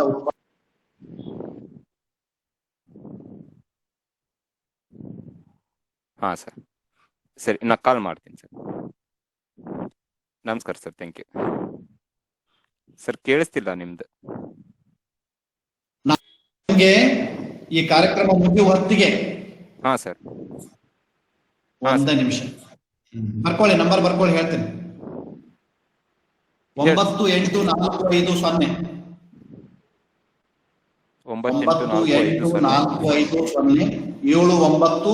9945 ಇವರು ಪ್ರಕಾಶ್ ಕಶ್ಯಪ್ ಅಂತ ಹೇಳಿ, ಇವರು ರೈತರು ಬೆಳೆದಿರ್ತಕ್ಕಂಥ ಈ ಏನು ಮೆಡಿಸಿನಲ್ ಪ್ಲಾಂಟ್ಸ್ ಅನ್ನ ಖರೀದಿ ಮಾಡ್ತಕ್ಕಂಥವ್ರು. ನೀವು ಅವರಿಗೆ ನೇರವಾಗಿ ಮಾತಾಡಿ ನನ್ನ ಹೆಸರನ್ನು ಹೇಳ್ಬೋದು. ಸರಿ ಸರ್, ನಿಮ್ ಹೆಸರು ಗೊತ್ತಲ್ಲ ಇದರಲ್ಲಿ? COE FPO ಬೆಂಗಳೂರು ಅಂತ ಅಷ್ಟೇ ಐತಿ ನಿಮ್ಮ ಹೆಸರು? ನಾನು ರೈತ ಉತ್ಪಾದಕ ಸಂಸ್ಥೆಗಳ ಉತ್ಕೃಷ್ಟ ಕೇಂದ್ರ ಅಂತಿದೆ, ಕರ್ನಾಟಕ ಸರ್ಕಾರ ಮತ್ತು ತೋಟಗಾರಿಕೆ ಇಲಾಖೆ, ತೋಟಗಾರಿಕೆ ವಿಜ್ಞಾನಗಳ ವಿಶ್ವವಿದ್ಯಾಲಯದಲ್ಲಿ ಅಡಿಯಲ್ಲಿ ಕೆಲಸ ಮಾಡ್ತಕ್ಕಂಥ ಒಂದು ಸಂಸ್ಥೆ. ಅಲ್ಲಿ ನಾನು ನಿರ್ದೇಶಕನಾಗಿ ಕೆಲಸ ಮಾಡ್ತೀನಿ. ನನ್ನ ಹೆಸರು ಅಶೋಕ್ ಆಲೂರ್ ಅಂತ. ಮತ್ತೇನಾದ್ರೂ ಮಾಹಿತಿ ಬೇಕಾ? ಸರಿ ಸರಿ ಸರಿ, ನಾನು ಒಂದ್ಸಲ ಕಾಲ್ ಮಾಡ್ತೀನಿ. ನಮಸ್ಕಾರ ಸರ್, ಥ್ಯಾಂಕ್ ಯು. ನಮಸ್ಕಾರ. ಮತ್ತೆ ಕೇಳಿ, ಪ್ರಶ್ನೆ ಯಾವ್ದು ಇಲ್ಲ? ಪ್ರಶ್ನೆಗಳಿದಾವ ಮತ್ತೇನಾದ್ರು? Shweta madam. Yes sir. Okay, ಏನಾದ್ರು ಪ್ರಶ್ನೆಗಳಿದೆಯಾ ರೈತ ಬಾಂಧವರಿಗೆ? ಶ್ವೇತಾ. ಎಸ್ ಸರ್, ಮುಗಿಸೋಣ ಸರ್. ಮುಂದೇನಾದ್ರೂ ಪ್ರಶ್ನೆಗಳಿದ್ರೆ ಕೇಳ್ಬೇಕಂತೆ ಪ್ರಭಾಕರ್ ಅವ್ರು ಹೇಳ್ತಾ ಇದ್ದಾರೆ, ಕೇಳಿ ಪ್ರಶ್ನೆ ಇದ್ರೆ. ಎಸ್ ಸರ್, ಮತ್ತೇನಿಲ್ಲ ಸರ್, ಪ್ರಶ್ನೆ ಏನಿಲ್ಲ. ಇನ್ನೇನಾದ್ರು ರೈತರ ಬಹಳ ಚೆನ್ನಾಗಿ ಕಾರ್ಯಕ್ರಮ ಮೂಡಿ ಬಂದಿದೆ. ಬಹಳಷ್ಟು ಪ್ರಶ್ನೆಗಳನ್ನ ರೈತರು ಕೇಳಿದ್ದಾರೆ. ಸೊ ಹಾಗಾಗಿ ನಾನು ನಮ್ಮ ಸಂಸ್ಥೆಯ ಪರವಾಗಿ ಪ್ರತಿಯೊಬ್ಬರಿಗೂ ಕೂಡ ವಂದನೆಗಳನ್ನು ಸಲ್ಲಿಸ್ತೀನಿ. ಅದೇ ರೀತಿ DATC ಅರ್ಕಲಗೂಡು ಮತ್ತು ಏನೋ extension education unit college of horticulture Bengaluru, ನಿಮಗೂ ಕೂಡ ವಂದನೆಗಳನ್ನು ಸಲ್ಲಿಸ್ತೀನಿ. ನೀವು ಕಾರ್ಯಕ್ರಮ ಮುಂದುವರಿಸಿ. Yes sir, thank you sir. ಇದುವರೆಗೂ ಕೂಡ ಸವಿಸ್ತಾರವಾಗಿ ರೈತರ ಆರ್ಥಿಕ ಬಲವರ್ಧನೆಗೆ ಈ ಕೃಷಿ ಕಾಯ್ದೆ 2020 ಈ ಒಂದು ವಿಷಯದ ಬಗ್ಗೆ doctor Ashok S Alur sir ಅವರು ಸುಮಾರು 1.25 ತಾಸು ಎಲ್ಲ ರೈತ ಬಾಂಧವರಿಗೂ ಮಾಹಿತಿಯನ್ನ ನೀಡಿದ್ದಾರೆ. ಅದರ ಜೊತೆಗೆ ನಿಮ್ಮೆಲ್ಲ ಪ್ರಶ್ನೆಗಳಿಗೂ ಕೂಡ ಅವರು ಉತ್ತರವನ್ನ ನೀಡಿದ್ದಾರೆ. ಇದಲ್ದಲೆ ಇಂದಿನ ವಿಷಯ ಕೃಷಿ ಕಾಯ್ದೆಗಳ ಜೊತೆಗೆ ರೈತ ಉತ್ಪಾದಕ ಸಂಸ್ಥೆಗಳ ರಚನೆ ಮತ್ತೆ ಯಾವ ರೀತಿ ಅದು ಕಾರ್ಯನಿರ್ವಹಿಸುತ್ತೆ, ಮತ್ತೆ ಈ ಪ್ರಾರಂಭ ಮಾಡ್ಲಿಕ್ಕೆ ಏನೇನು ಯಾವ ರೀತಿ ಪ್ರಾರಂಭ ಮಾಡ್ಬೇಕು, ಈ ಒಂದು ಕೆಲವೊಂದು ಪ್ರಶ್ನೆಗಳಿಗೂ ಕೂಡ ಉತ್ತರ ನೀಡಿದ್ದಾರೆ. ಹಾಗೆ ಏನಾದ್ರೂ ರೈತರು ಹೆಚ್ಚಿನ ಮಾಹಿತಿ ಬೇಕಂದ್ರೂ ಕೂಡ ಅವರ ಫೋನ್ ನಂಬರ್ ಕೂಡ ಕೊಟ್ಟಿದ್ದಾರೆ. ಅವ್ರ ಮತ್ತೆ ನೀವು ಅವ್ರ ಕಾಂಟ್ಯಾಕ್ಟ್ ಮಾಡ್ಕೋಬಹುದು. ಮತ್ತೆ ಸುಮಾರು ಈ ಕಾರ್ಯಕ್ರಮ ಪ್ರಾರಂಭವಾದಾಗ ಸುಮಾರು 45 ರೈತ ಬಾಂಧವರು ಈ ಒಂದು ಕಾರ್ಯಕ್ರಮದಲ್ಲಿ ಆಸಕ್ತಿ ವಹಿಸಿ ಪಾಲ್ಗೊಂಡು ಮಾಹಿತಿಯನ್ನ ಪಡ್ಕೊಂಡಿದ್ದೀರಾ. ಈ ಕೃಷಿ ಕಾಯ್ದೆಗಳ ಬಗ್ಗೆ ಯಾವುದೇ ನಾವು ತಪ್ಪು ಕಲ್ಪನೆಗಳು ಇಟ್ಕೊಳ್ದಲೆ ಸರಿಯಾದ ಮಾಹಿತಿ ಇದ್ರ ಬಗ್ಗೆ ತಿಳ್ಕೊಂಡು ನಾವು ಇದನ್ನ ಸದುಪಯೋಗ ಪಡ್ಕೊಳ್ಳೋಣ. ನಮ್ಮ ರೈತರ ಆರ್ಥಿಕ ಬಲವರ್ಧನೆಗೆ ಈ ಒಂದು ಕಾಯ್ದೆಗಳನ್ನ ಸದುಪಯೋಗ ಪಡ್ಕೊಳ್ಳೋಣ ಅಂತ ಹೇಳ್ತಾ, ತೋಟಗಾರಿಕಾ ವಿಜ್ಞಾನಗಳ ವಿಶ್ವವಿದ್ಯಾಲಯ ಬಾಗಲಕೋಟೆ ಅಡಿಯಲ್ಲಿ ಬರುವ ತೋಟಗಾರಿಕಾ ವಿಸ್ತರಣಾ ಶಿಕ್ಷಣ ಘಟಕ ಬೆಂಗಳೂರು ಹಾಗೂ ರೈತ ಉತ್ಪಾದಕ ಸಂಸ್ಥೆಗಳ ಉತ್ಕೃಷ್ಟತಾ ಕೇಂದ್ರ ಬೆಂಗಳೂರು ಹಾಗೂ ಜಿಲ್ಲಾ ಕೃಷಿ ತರಬೇತಿ ಕೇಂದ್ರ ಅರಕಲಗೂಡು ಹಾಸನ ಜಿಲ್ಲೆ, ಸೊ ಈ ಒಂದು 3 ಸಂಸ್ಥೆಗಳ ಮುಖಾಂತರ ಎಲ್ಲಾ ರೈತ ಬಾಂಧವರಿಗೂ ಕೂಡ ತುಂಬ ಹೃದಯದ ಧನ್ಯವಾದಗಳು. ಹಾಗೂ doctor Ashok S Alur sir ಅವರು ಹಾಗೂ ಅವರ ಸಿಬ್ಬಂದಿ ವರ್ಗದವರೆಲ್ಲರಿಗೂ ಕೂಡ ಧನ್ಯವಾದಗಳನ್ನ ಅರ್ಪಿಸ್ತೇನೆ ಸರ್. ಧನ್ಯವಾದಗಳು. ಎಲ್ಲರಿಗೂ ಕಾರ್ಯಕ್ರಮ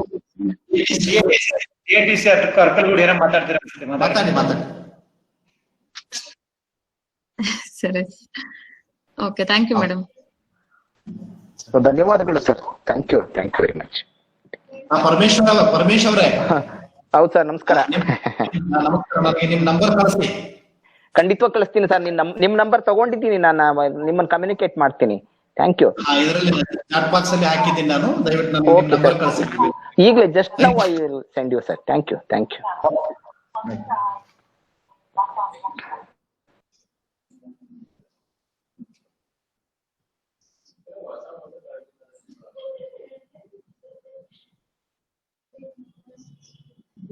Yeah.